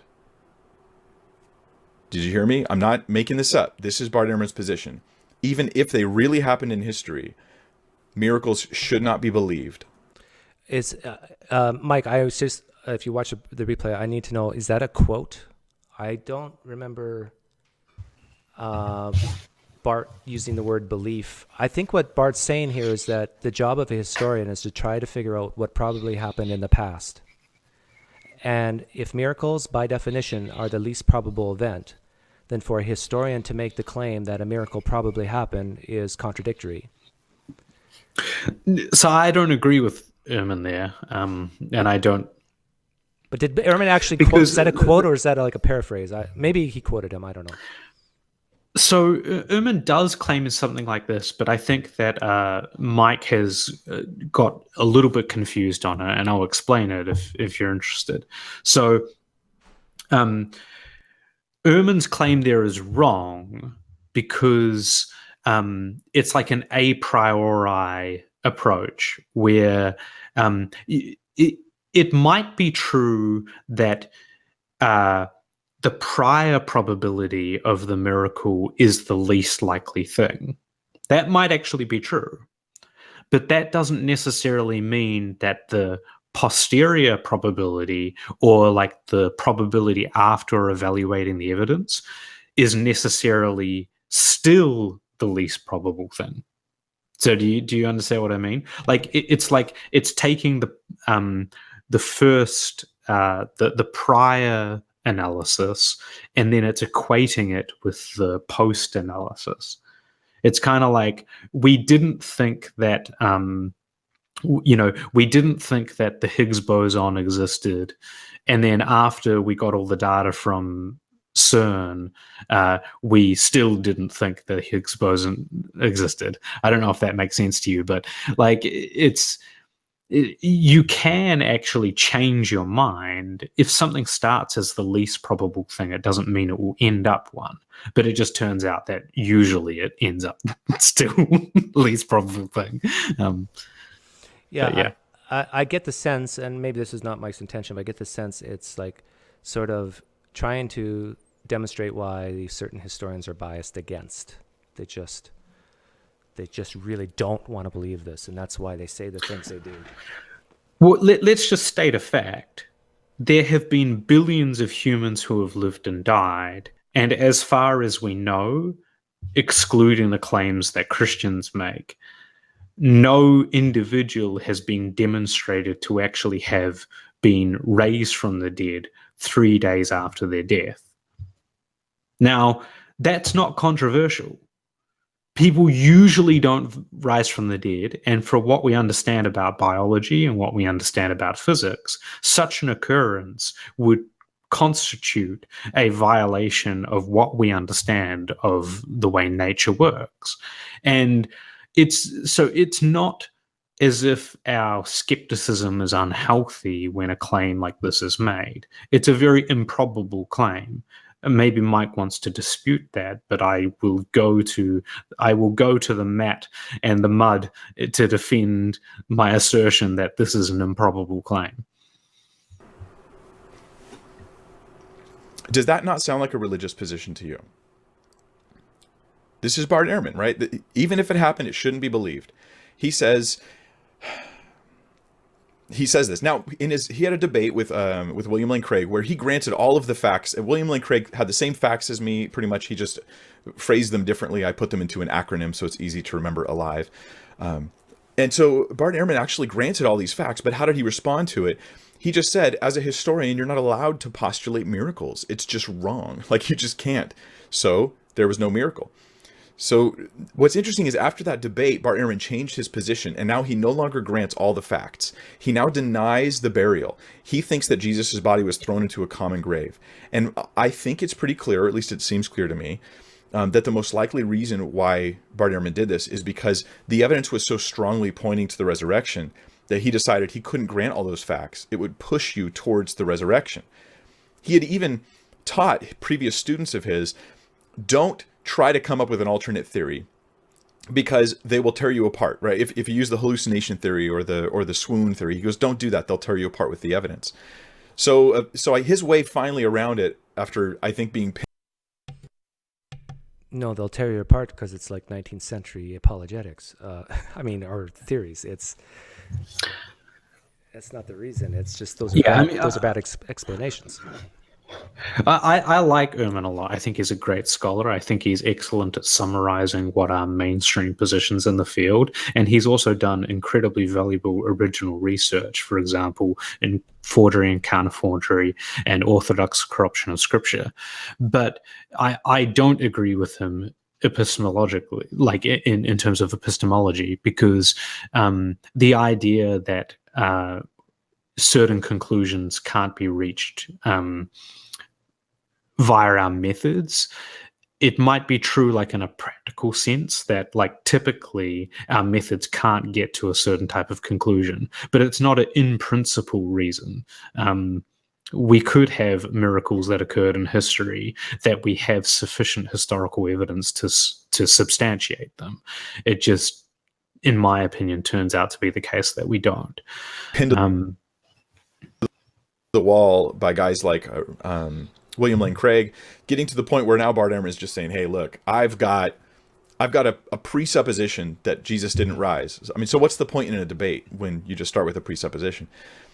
And then his way around that now is to say, "Oh, no, the empty tomb is not historical. There was no tomb," which starts to get a little more complicated and a little bit it's a little ad hoc, if you ask me. So he now denies the burial, and I think for self-serving reasons. So let's look at the next one, Richard Carrier. I got to talk about Richard Carrier. It's not because he's so highly respected. Look, I'm like you guys. Like, I live in the world where I'm not just familiar with all the ancient German guys, but I'm online and I see the debates and I see the discussions, and I encounter atheists for years now online, and I see the people that they're looking up to and that they're quoting all the time. A guy that's getting quoted more and more nowadays is this guy right here, Richard Carrier. Richard Carrier has multiple cases against the resurrection. So his response to these facts of history is to deny all 5 facts. He says, he denies not only those 5, he denies a lot more. Richard Carrier says Jesus didn't exist at all, that it's a myth. He's what's called a mythicist. That's false. I had Richard Carrier on my live stream. He does not say Jesus didn't exist at all. He says that he's very much a Bayesian mathematical type guy. He says the odds are against it. He says that he's 33% chance that he existed based on the evidence, 66% chance that he didn't. Not only that, I think that Mike's tactics here are quite transparent and I think disingenuous, because I think that this constitutes a poisoning of the well. Carrier's views on whether or not Jesus did or did not exist have very little bearing on what arguments he gives for whether or not Jesus resurrected from the dead. And that's an important point to make. And so I think it's mostly a method to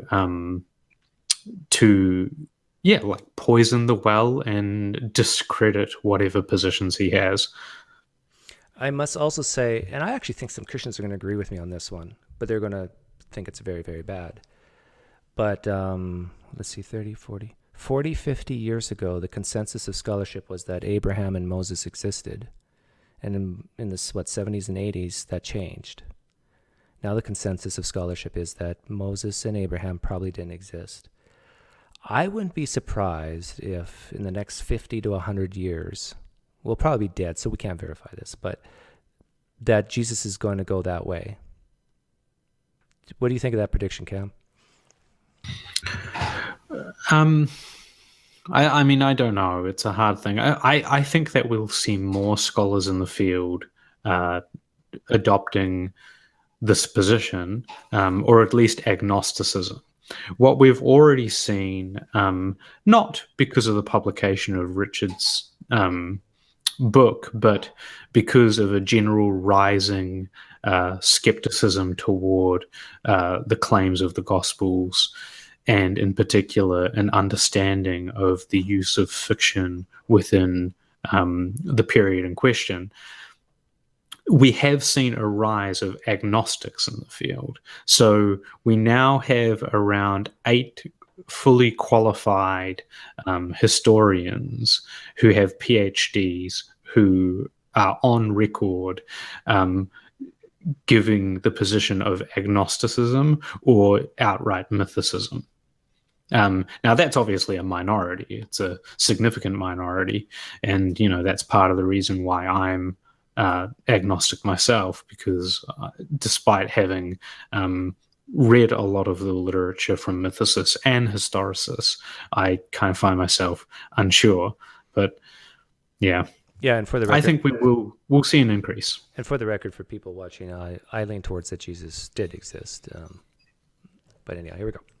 He's one of the very small number of guys who actually is credentialed, who believes Jesus didn't exist. A very, very, minutely small number of guys in that particular position. And they don't generally agree with each other either, so you can't really lump them together like they have the same theories. They're sort of all islands. But in his denial, what he has to do is he has to take the evidence that causes people to believe those 5 facts, and he has to reinterpret it. So how does Richard Carrier deal with that evidence? Well, he starts to come up with not one theory, but an amalgam, like a Frankenstein theory. I got to do more stuff on Richard Carrier in the future. But let me just give you a couple of the things that he believes. He teaches that Paul, the apostle, in 1 Corinthians 15, that Paul's saying that Jesus did come and die and rise again, but it all happened in outer space. In outer space. And he seriously means it. He teaches that this stuff happened in outer space, and that's why there was no physical Jesus with a physical death and resurrection. It all happened. Sorry, I kind of cut Mike off. You notice how, Mike, you say outer space? Like, seriously, isn't that goofy? Outer space? It wasn't goofy, Mike. It wasn't goofy at all. People back, go ahead, Cam. Yeah, I just can't wait for Mike to do his video on the cosmology of the ancient Near East, because I think that if he's honest with the scholarship, what he will discover is that it was quite a common belief within the ancient Near East, and even up until within the 1st century, of these concentric spheres of heavens, which actually had events that occurred within them. For example, Satan and demons acting in these places. So it's not even within the New Testament, we see this idea attested in Paul's writings himself, where he talks about somebody in Christ, which, most scholars take to be himself, was actually caught up to the 3rd heaven, where he witnessed these various things. Yeah, I just want to say, like, the flat earthers, that model, I don't know if you guys have seen the model that the flat earthers have, but where do you think they got that from? This just didn't pop in their head. This is from ancient traditions and from the Bible of that sort of dome-shaped and multiple layers of heavens, and this is why Jesus ascended to heaven, because they thought heaven, this is not a joke. There are people back in that day, they thought heaven was a place that you could point to, and that they pointed up. That's totally right. That's why ascensions were a thing. It's because people believed that the gods were on high. They were up. But it is worth pointing out that, like, educated people within the Roman Empire in the 1st century, at least well-educated people, didn't believe that the earth was flat. Right. And I'm unsure of whether or not Paul, for example, believed the earth was flat, but we definitely have good evidence that many educated Romans and Greeks believed that the earth was spherical. But they also, their cosmology was still based on different levels of heaven, and there were conceptions of gateways between these heavens, and there's a variety. It isn't exactly as if there's one view, and Jewish conceptions actually did differ from pagan ones, but yeah, anyway. So, yeah, Mike, you're painting a picture like this is just a ridiculous, crazy theory. But if you accept the fact that back in those days there was that cosmological view that there's these layers of heaven, and this is not, I forget, Mike, if you, I don't want to rewind, but did you say that that Jesus didn't have a body? Like these places in heaven, Jesus would have had a body. It's just not an earthly body. It's the heavenly body, but it's not like an intangible, ethereal type. It's like real. And so, still a body. Yeah, it's still a body. So And Paul does actually talk about Jesus's body. I think it's in First Corinthians again. I think it's actually at the end of First Corinthians 15, maybe. And he talks about like the substance of Jesus's body, and he talks about the different substances on earth and the substances in heavens, and what Jesus's body is made out of, and things like that. You know how people often say, in the future the Antichrist is coming, or some people believe the Antichrist is already here. But really what Carrier is talking about is that Jesus had to come because sin entered the world, and Jesus was the anti-Satan to correct what, the problems of sin and so forth. Yeah, I think one thing I want to stress is that my personal views of doubting the resurrection claims have nothing to do with whether or not I'm agnostic about whether or not Jesus existed. Like, I'm happy to grant that Jesus existed and died on the cross and things like that, and that he even had a ministry and had disciples and stuff, in order to, rebut these ridiculous claims that he rose from the dead. Happen in outer space. He teaches that but his theories are different for the apostles and different for different people. So the apostles were basically, the disciples were a large gathering of schizophrenic individuals. They were schizophrenics who happened to congregate together and have mass hallucinations, or something like a mass hallucination. At least this is what I've heard from him. And yeah. I'm sorry, but I don't think Richard Carrier says that.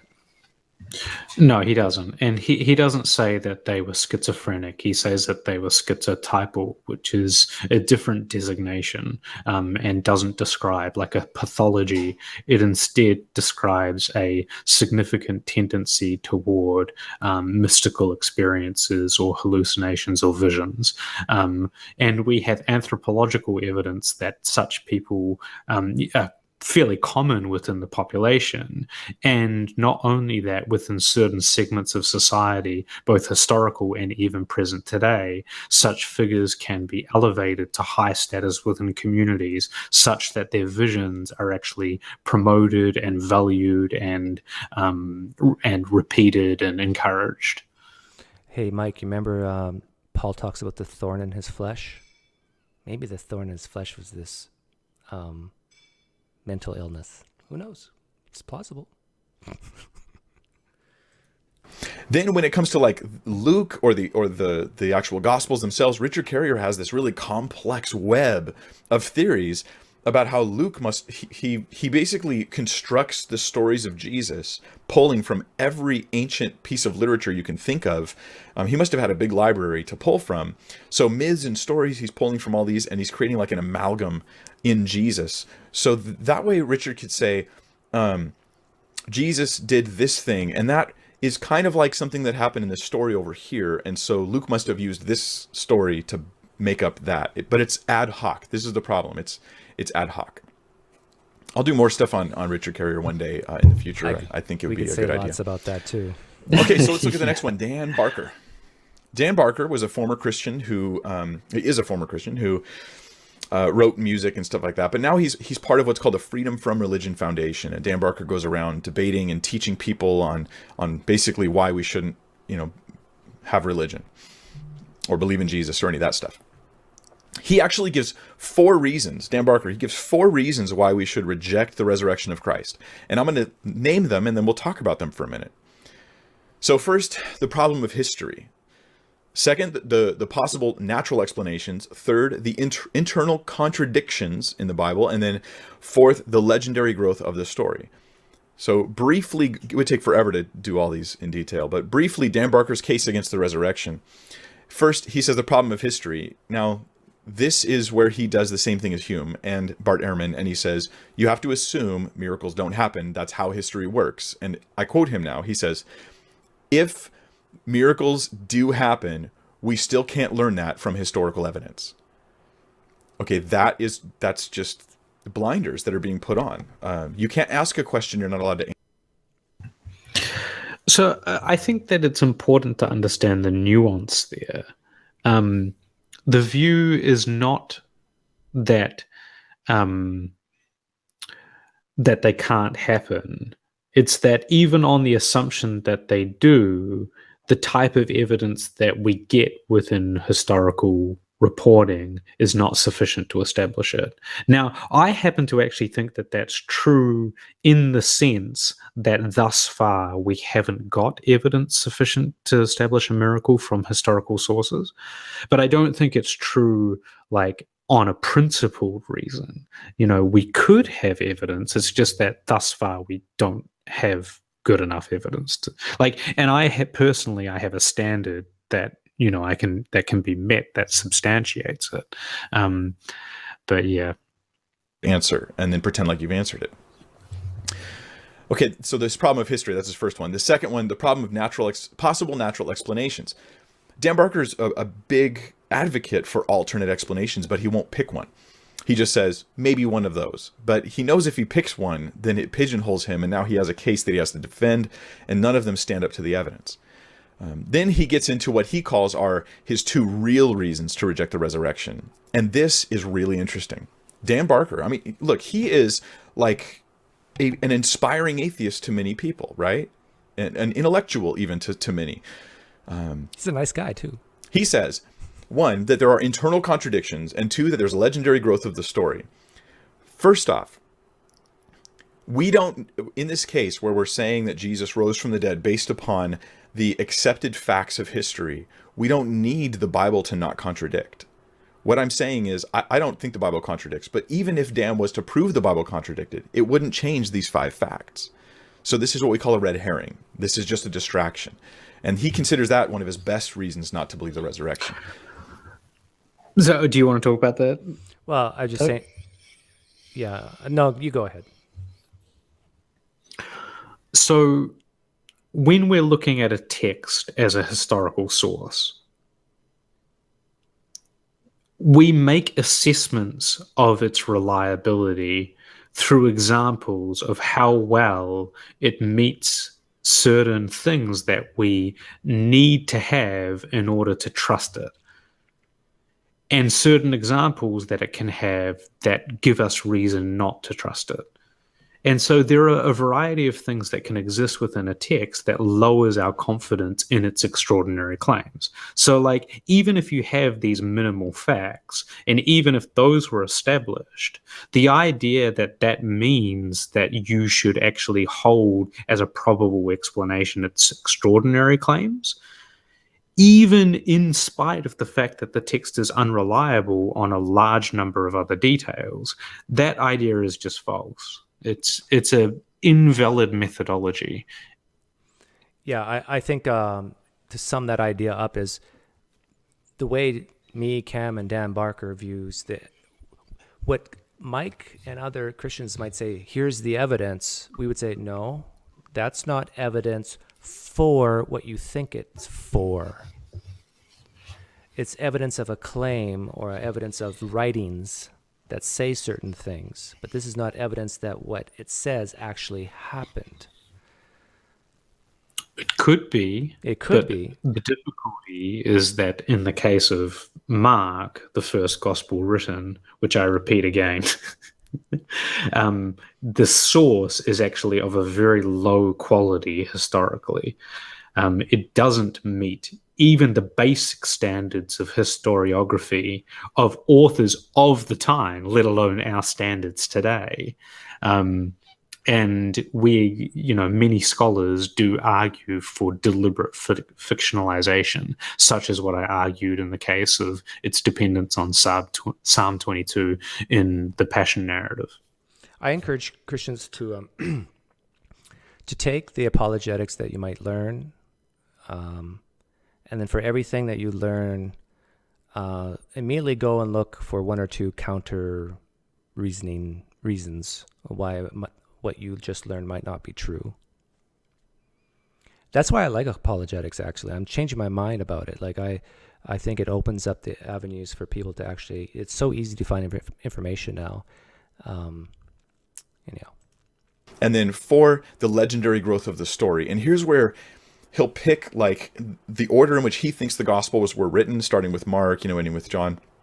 And he'll show how there was like the story got crazier and more miraculous as these different gospels were written, except that he's cherry picking. If you really take the gospels and line them up, you'll see sometimes Mark has a more miraculous moment, sometimes John does, sometimes Luke does. It's an abuse of the stuff. I think this is true. I think as you go from Mark to John, just the word count increases. I think that's true. I might be wrong about that. So you don't even have to go by the number of, and I think actually the number of miracles increase as you go from Mark to John. Well, at least in John, you have this claim at the end that, Jesus's miracles or signs were so numerous that it couldn't fill the pages in all the world or something. I'm not quoting that correctly, but it's something similar to that. So there's definitely a strong claim there in John. And keep in mind, if, like most scholars believe that the long ending of Mark shouldn't be there, Mark, the first gospel, ends in a cliffhanger. There is no resurrection appearances. And then by the end of John, it's like, yeah, yay. It's like, there is, I think a Christian has to admit, there is a shift from Mark to John, definitely. If you forget about Matthew and Luke for a moment, there's like a pretty big difference between those two gospels. Yeah, I mean, even in Christology, I know that that there are good arguments that Mark has a quite high Christology too, but it's definitely not as explicit as what John is.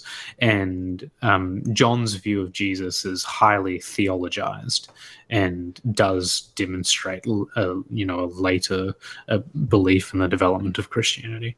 And this matters because if your best stuff is assumptions and red herrings and misrepresentation of the text. So that's Dan Barker. And then we have Matt Dillahunty. Matt Dillahunty, host of the Atheist Experience, well-known atheist. That's not a flattering picture of him. He's a tough one, Matt Dillahunty, because it's hard to nail him down. Matt Dillahunty won't take a position if he doesn't have to, because he's more about like attacking other people's positions, and he tries to not have a position a lot of the time. I've listened to his discussions, his debates. He tries to not actually have a position, and so that's part of his strategy. He'll do it over and over again. Watch his debates and you'll see it. You'll realize he's not even taking positions. He's just throwing rocks at the others. Should you take a position if the evidence doesn't warrant it? He says he's not convinced of the facts themselves, though. So he leans towards the mythicist position. And in a long 2-hour discussion with Junta, a Christian apologist, I can't remember his first name right now, Matt Junta, Dale Junta, something. I forget his name. One of you might know it. It's Blake. It's like an hour and a half in, and then finally the Christian gets Matt to admit that he basically disagrees with the vast majority of historians and thinks that he's not even convinced Jesus existed or that those facts are real. Then he was asked, okay, but if the facts are real, how would you explain those, Matt? And this guy's a really smart guy, right? He should be able to explain that. He says, I'll take any other explanation. Okay, that's a nice sweeping statement, but what explanation works for you? And he won't answer. Matt won't answer. He refuses to pick an explanation to explain those 5 facts because he knows they're indefensible.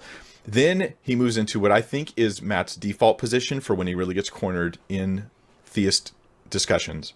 He says, I don't know, and me not knowing is an elite position that is wonderful, and now I'm going to mock Christians for saying that they do know. And that's kind of the direction he goes. He goes, I don't know what it was, and I don't have to know, and that's the elite position. You're silly for trying to know.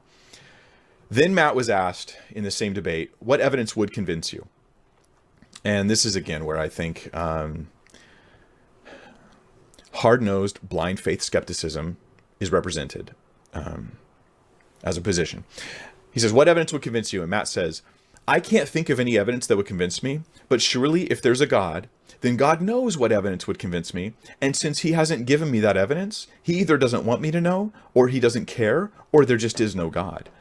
You see, even him refusing to believe is somehow evidence against God. Does that honestly, like if you're a skeptic and you're hearing me here, does that sound reasonable to you? Mike, to be honest, I disagree with Matt Dillahunty here, and I do give specific things that would change my mind. And me too. And I do think Matt Dillahunty is a wuss for not at least imagining coming up with something that plausibly could change his mind. But here's the problem: when I've told Christians what would change my mind, I still get lambasted like that's not reasonable. Like, Yeah. I can't win. It's like I would be convinced. My confidence would go up to I think a high enough level that I would believe if, for example, my sister could go from complete paralysis to jumping up and down. Well, Doug, you're testing God. I've heard that, or even you got the scriptures. You don't need that. Stuff like that I hear time and time again. Well, in my believing that sufficient evidence for me would be these independent appearances across all of the world geographically to people who were capable of recording them accurately. That it's not even hard for Jesus. Jesus could walk through walls. Jesus flew up into the sky. It's not an unreasonable expectation. But not only that, it's directly in line with the sole purpose of Jesus on earth, which is to redeem humanity and enable them to have a path towards salvation despite their sin. And why wouldn't Jesus appear to all of the earth? To me, taking seriously the claims of Christians, it feels totally reasonable for me to think that that is something that Jesus would do. And he would save more people. I would be a Christian today. You in the audience would probably be a Christian today, at least if you have an epistemology similar to mine. And many of the world's people from the time that Jesus appeared on earth till now would have been saved, as opposed to potentially dying in hell and burning for the rest of their life. That's if hell is true. Or going to, an eternal sleep or something. Well, I don't think that my request is unreasonable. It's an honest opinion of my epistemic standards. And maybe this is all true what Mike is saying, and we're vessels created for destruction.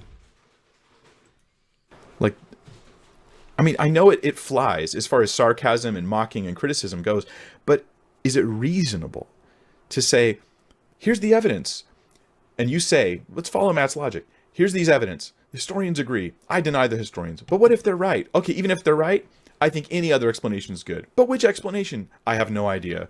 But you know what? The fact that I don't know is noble, and I'm more elite than you because I don't know. Okay, well, I have the evidence. I have one working explanation. You offer no alternative, and I think the evidence is explained by this. And so your conclusion is that what? What more do you want? I don't know, but the fact that God hasn't given it to me proves that I'm right. Well, Mike, I think I don't know for certain, but I think Matt Dillahunty would say something very similar to what Cam and I said in the early part of this video when we went through those 5 things. Why we can not be confident in each of those 5 facts. Now, even if those 5 things are the scholarly consensus, that still doesn't mean that, I think you agree, that doesn't mean that Jesus definitely rose from the dead. And in fact, as we get to the end, I want to give my theory of what actually happened. It's just a guess. Me too. But anyhow, let's keep going. Me too. Also, I want to point out that Mike is relying on what he deems to be scholarly consensus. Well, I don't actually think that it really is.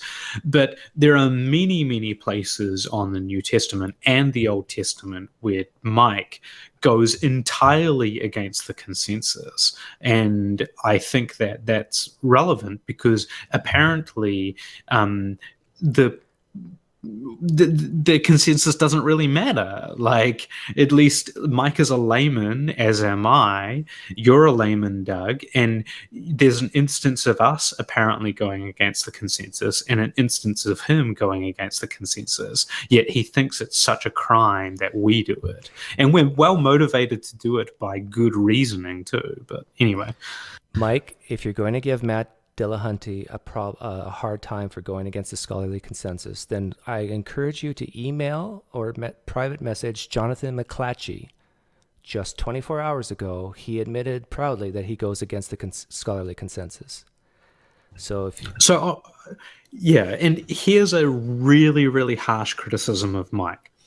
Mike's near foundational reason for believing in the truth of Christianity, and this is something that he has stated, and I won't say it's his foundational reason, but he tells me that this is very important, is his belief that Daniel was a prophetic author writing hundreds of years in like the 6th century or 7th century BCE, predicting elements of Jesus's narrative in the 1st century.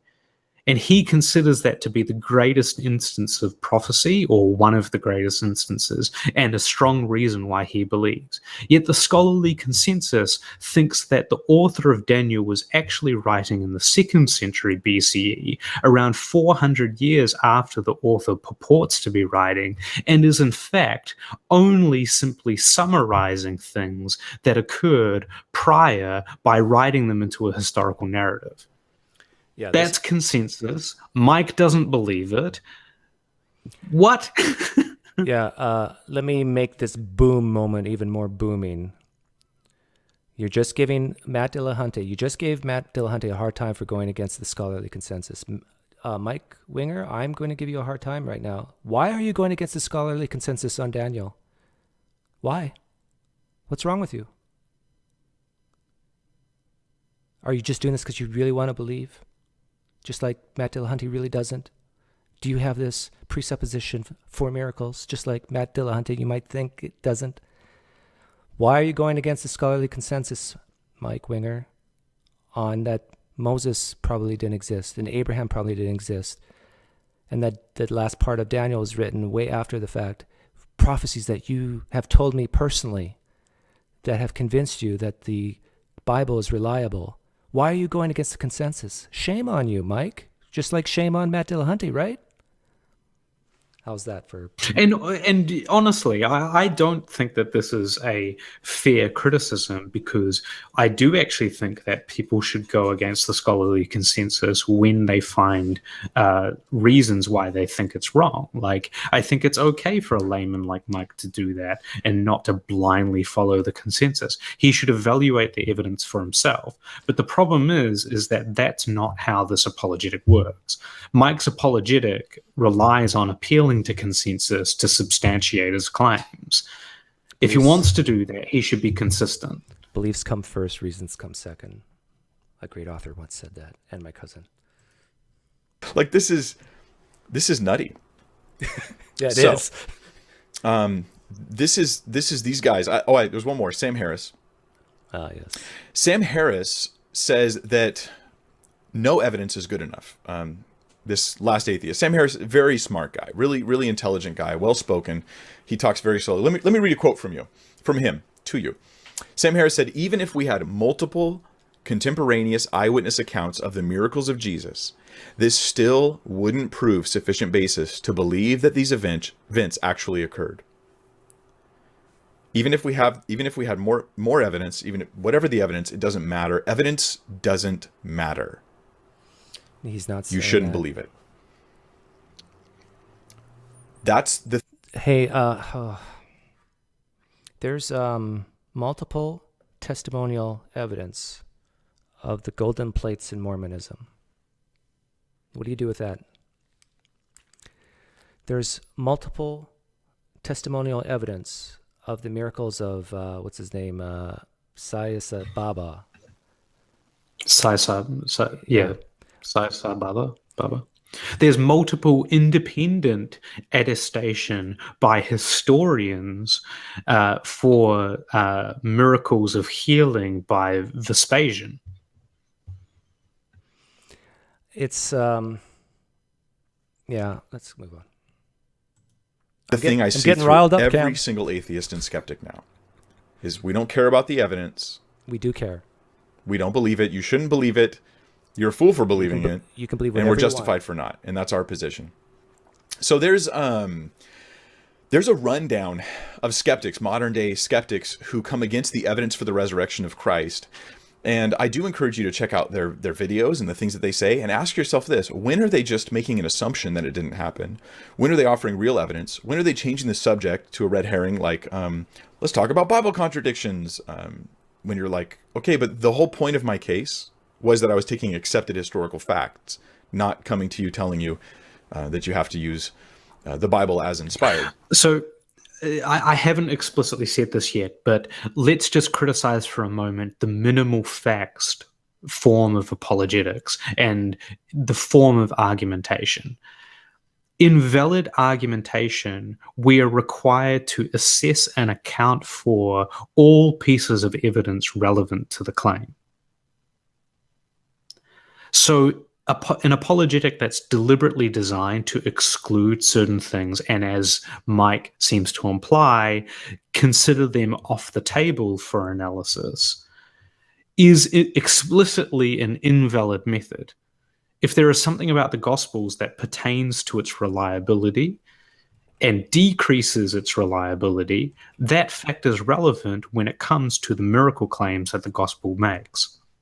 Anyway. Yeah. Mike, you know, you and I have talked privately many times, and I have brought up issues to you that historians propose that you have not even heard of. You've admitted to me at least once. And it's like, if you're coming from a perspective that you're just let's move on.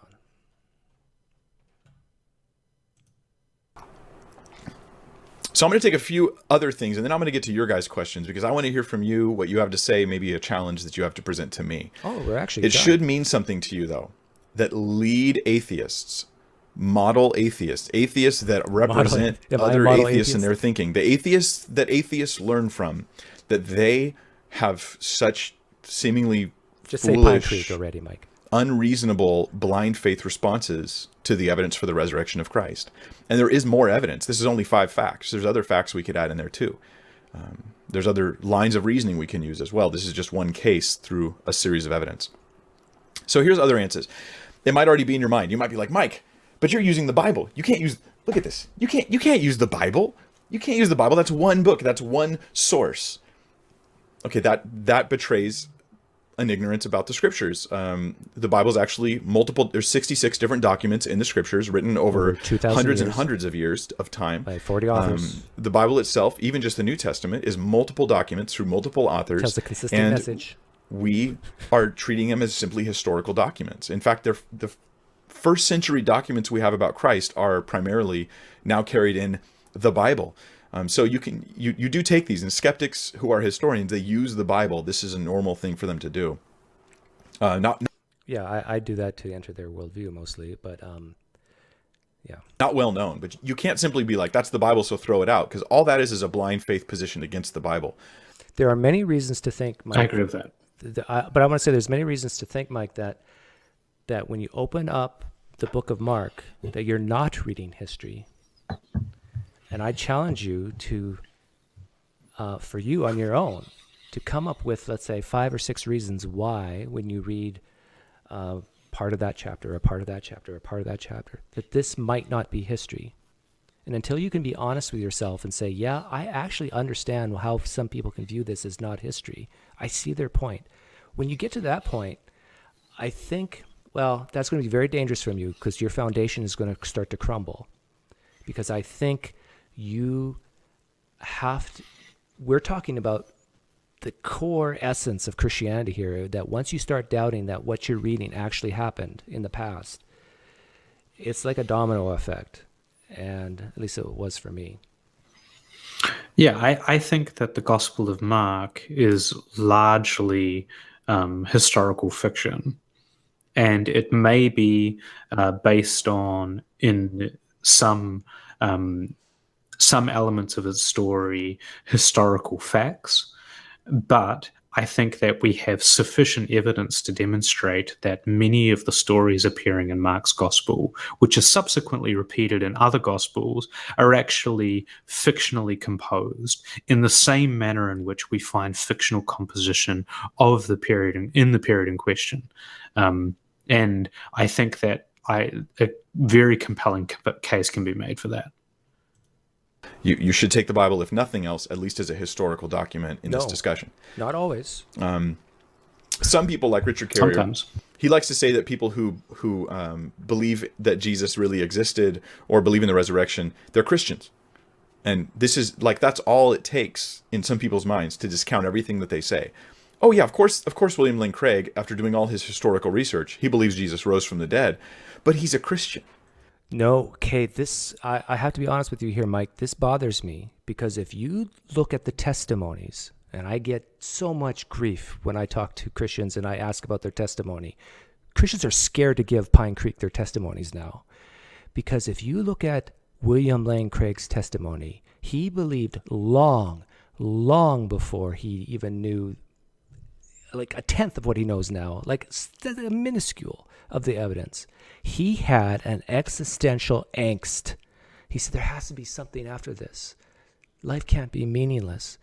And then he met a girl in his classroom who exuded joy, and that was attractive to him. Like, these are the stories of why people believe. Mike, you yourself believe because... Yeah, well, not only that, but I am really, really deep within the literature of New Testament scholars. And I'm aware of not all, but many of the primary figures in the field who publish on the subject. And honestly, I am struggling as hard as I can to think of an example of one New Testament historian who was a Christian who came to their belief after becoming a scholar. Yeah. Or while they were studying to become to get a PhD in the subject. But, and this is honestly true, I can think of, off the top of my head, 3 or 4, maybe even 5, Hector Avalos, Dennis MacDonald, Robert Price. I can think of a number of people Bart Ehrman, who converted after getting their PhD, or deconverted, or at least became agnostic toward the stories within the text. And can you say the same thing? I don't think you can. And it's interesting. I've said this many times. I'm going to very quickly say it again. Between the ages of 18 and 22 is when you've been indoctrinated, you're raised in a Christian home, you start to doubt and struggle, you have these experiences and so forth. It's a rough time in your life. Then you do the research and you come to realize, the core beliefs of my parents happen to be true. This happens in almost every religion. Isn't it strange to people out there that I'm not saying all people, I'm not saying all experiences, but isn't it strange that these things and this happens at this time in life, late teens, early 20s? And Jeff Durbin, addict, almost died. Wife's a Christian, becomes a Christian. Lee Strobel, drunkard, hedonist, life's a mess. Wife becomes a Christian, he becomes a Christian. Yes, he did 2 years of study, I understand that. But this happened before. Dan Brown, who's the Jewish guy? I forget his name. But anyhow, same thing. Addiction. Crazy guy. Few gals take him to church, becomes a Christian, then becomes a scholar. And guys like James White, they are, they don't have these crazy experiences, but they've been indoctrinated from very young. Which is not to say, I'm not trying to dismiss their case because of their personal stories. It's just that, if you want to maintain and you want to make the counterclaim or the initial claim that, the motivation of these people who reject the claims is because they haven't honestly evaluated the evidence, then you need to at least consider sociologically what is going on within the field. What is Yes. going on within the field sociologically is that more people who start out as fundamentalist Christians fall away from that belief upon their critical study of the New Testament, and I think that that's empirically demonstrable. And I think one of the reasons why, well, I won't say that. My last interview with you, Mike, was a pretty powerful one.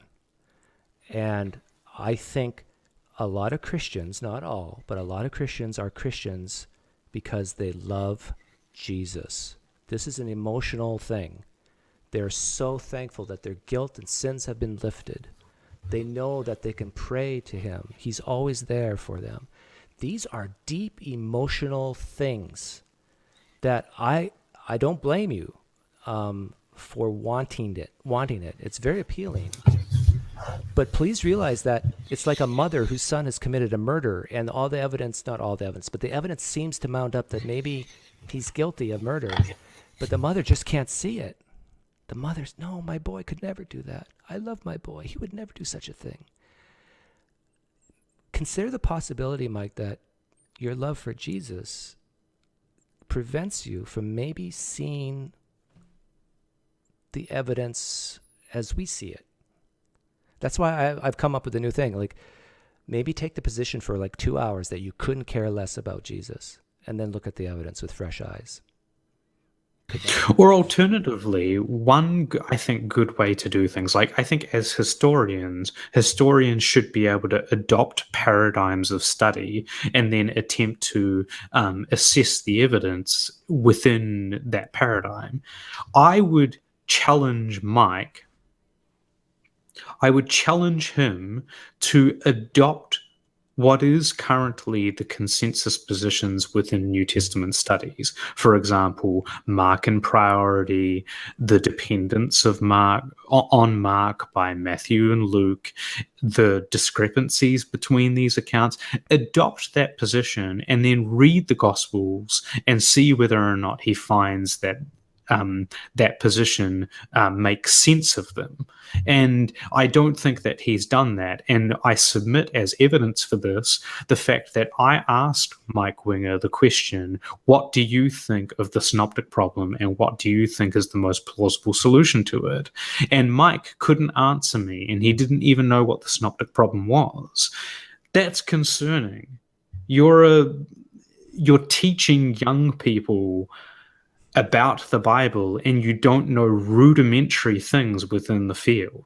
And I don't know. I hate to call you out, but that's what I think. Okay, we have two choices here. I know from memory that there was a few things in the Q&A that I wanted to talk about, but we've been going long enough. So I want to give, let's Mike messaged me privately before we did this live stream and asked me to give, my sort of my theory on this guy named Jesus. So I want to see if I can rewind this. Bear with me. It's so fake. Except that the problem here is that I'll bring it back in. Don't worry, Cam. I just want to bring up that list. Where is it? There we go.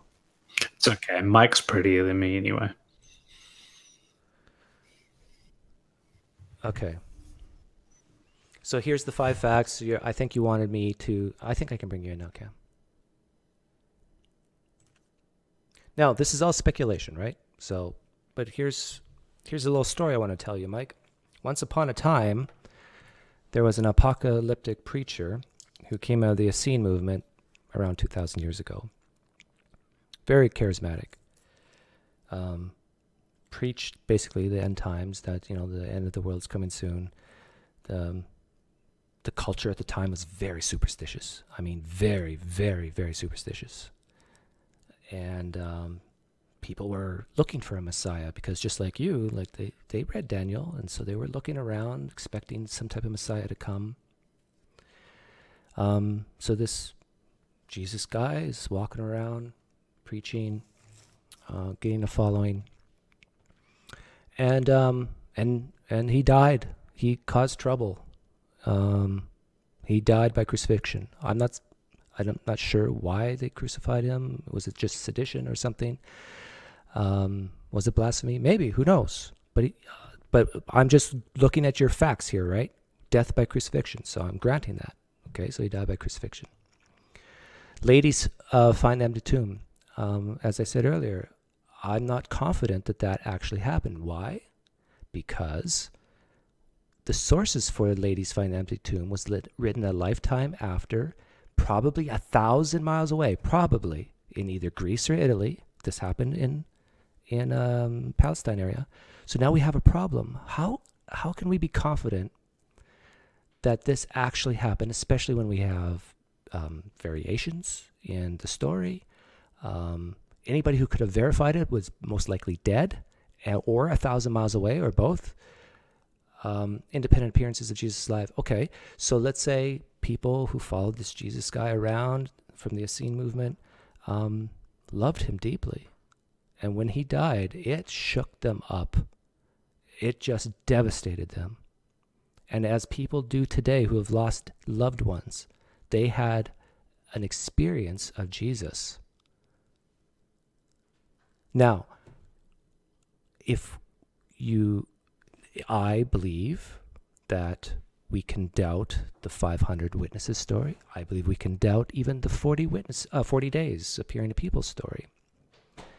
So all those independent appearances, it might have only these independent appearances could have been visions, like we see so many times today, among only 2 or 3 people, and then it kind of spread like wildfire. Like, I saw Jesus. Now, this happens today, even with us. I never can pronounce his name, but Syed Baba. This same thing happened with him. People still see him around, even though he's been dead for like 10 years or something. The violence endured by the apostles. Again, how do we know that, for example, they were martyred for their belief in the resurrection? It only says that maybe at best for 2 people in the Bible. And we don't know exactly why they died. We don't know that maybe they did recant about a bodily resurrection and they were killed anyhow. They could have been just killed for sedition. All the other stories of martyrdom are in the Apocrypha or later traditions, sometimes 100 years later or more. Why should I be confident that? And we know that people die for things that they know to be true but are actually mistaken and they're not true. Enemies of Christ converted. I believe there's only one, and that is Paul. And I think Paul, psychologically, it can be shown that people who commit a lot of heinous acts against a group might feel guilty about it. He also had this vision.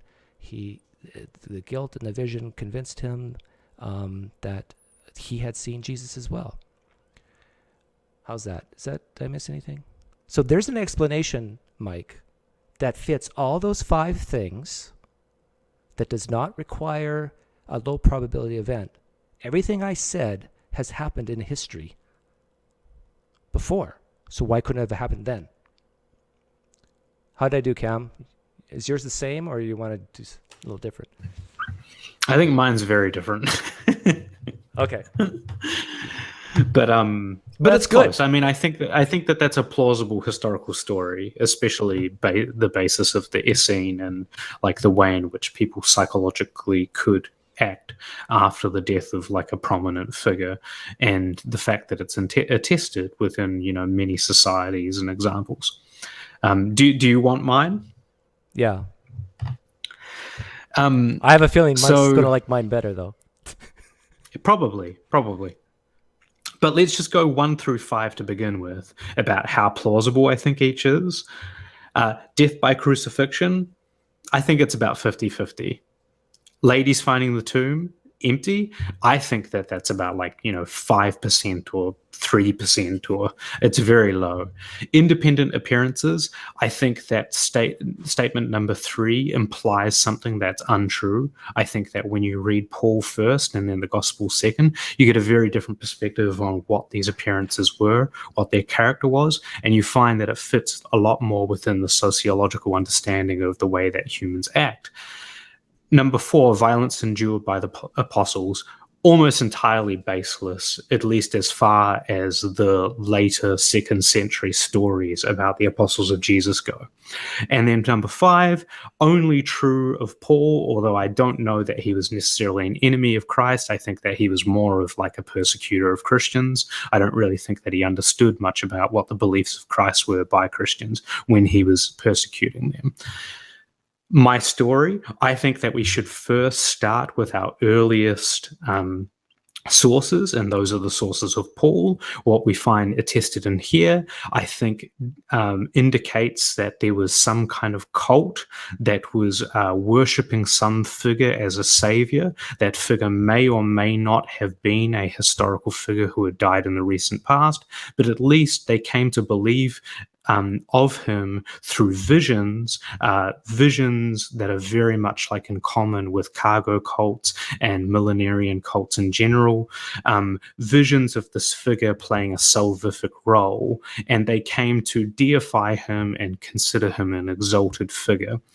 From there, later on, about 40 years later, hagiographies in a novelistic style were written by anonymous authors and circulated amongst Christian communities, which convinced the bulk of Christianity to eventually adopt a largely historical view based on primarily the work of Mark originally, which can be demonstrated to be a mimetic narrative influenced by Old Testament and the Homeric epics.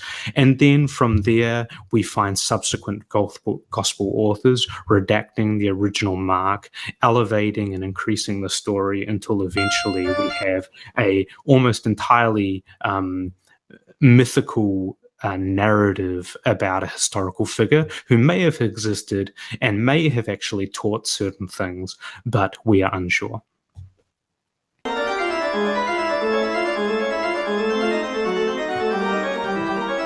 Can you hear the organ music? This is the time for the altar call. Now, I want to point out, Mike, just to sum up, that both Cam and I veered from the scholarly consensus. We admit it on those 5 points somewhat, just like you do.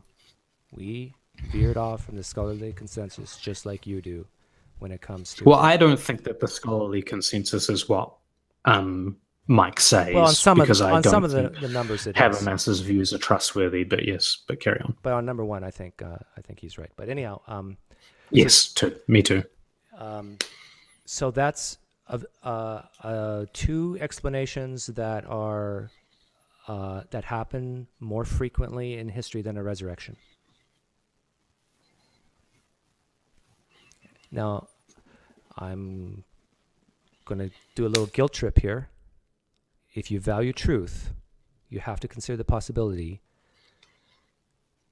that just like there's 1.8 billion Muslims in the world who you think are wrong, that there might be 2.2 billion Christians in the world who might be wrong. And that what you think you're feeling every day when you wake up and pray the love of Jesus in your heart actually might not be what you think it is. Ugh, I shouldn't go there. I'm sorry. I actually feel bad about I would that. encourage people to pick up a book other than The Case for Christ, pick up a book other than Evidence Demands a Verdict, pick up a book other than The Case for the Resurrection by Habermas and Licona, pick up a book other than William Lane Craig, Reasonable Faith. Read the literature of experts in the field. You will be surprised. They do not agree with Mike. Even the Christians of the field admit that there are contradictions, discrepancies, and instances of unreliability in the Gospels. Get in touch with the literature. Pick up a book. It's worth it.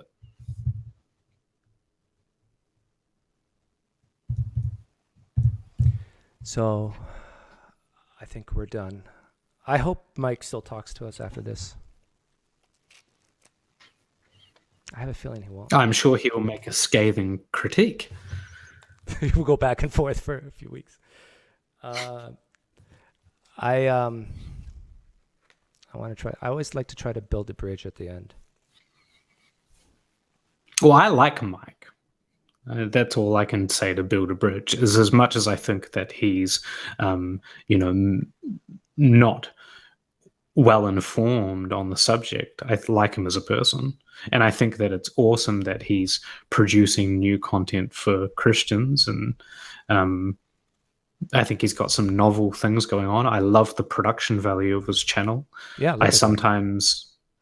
sometimes find nuggets of wisdom in his Wisdom in the Word or whatever he does series, and yeah, so Oh, I know how I can build a bridge. I want to give Mike an out, just like for 5 years from now.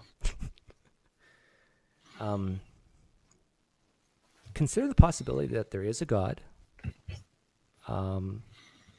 that can give you the basis of morality that you want, and that has the earth in his hands or whatever, that started the universe, created the universe. Keep all that if you want, but consider the possibility that maybe Christianity is wrong, and that you'll be okay, that you will not be harmed by leaving Christianity. Consider the possibility that you will not be harmed if you leave Christianity.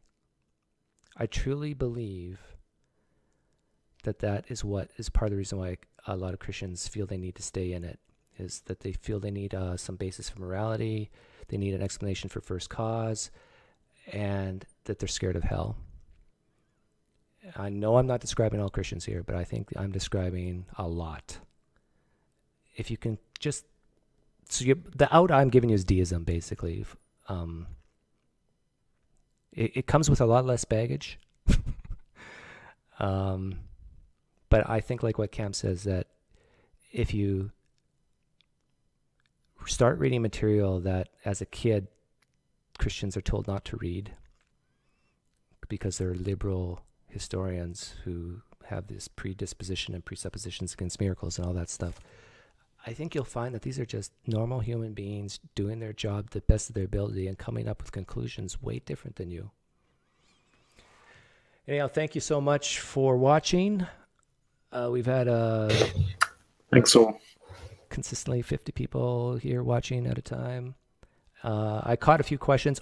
Cam, before you go, there was one request that I'll tell Cam if you can't hear me, but one request that some of this things that Cam read, I'll encourage him to put in the comment section tomorrow so you can verify and look these things up for yourself. And it's all about learning. Have a good night. Take care, Mike.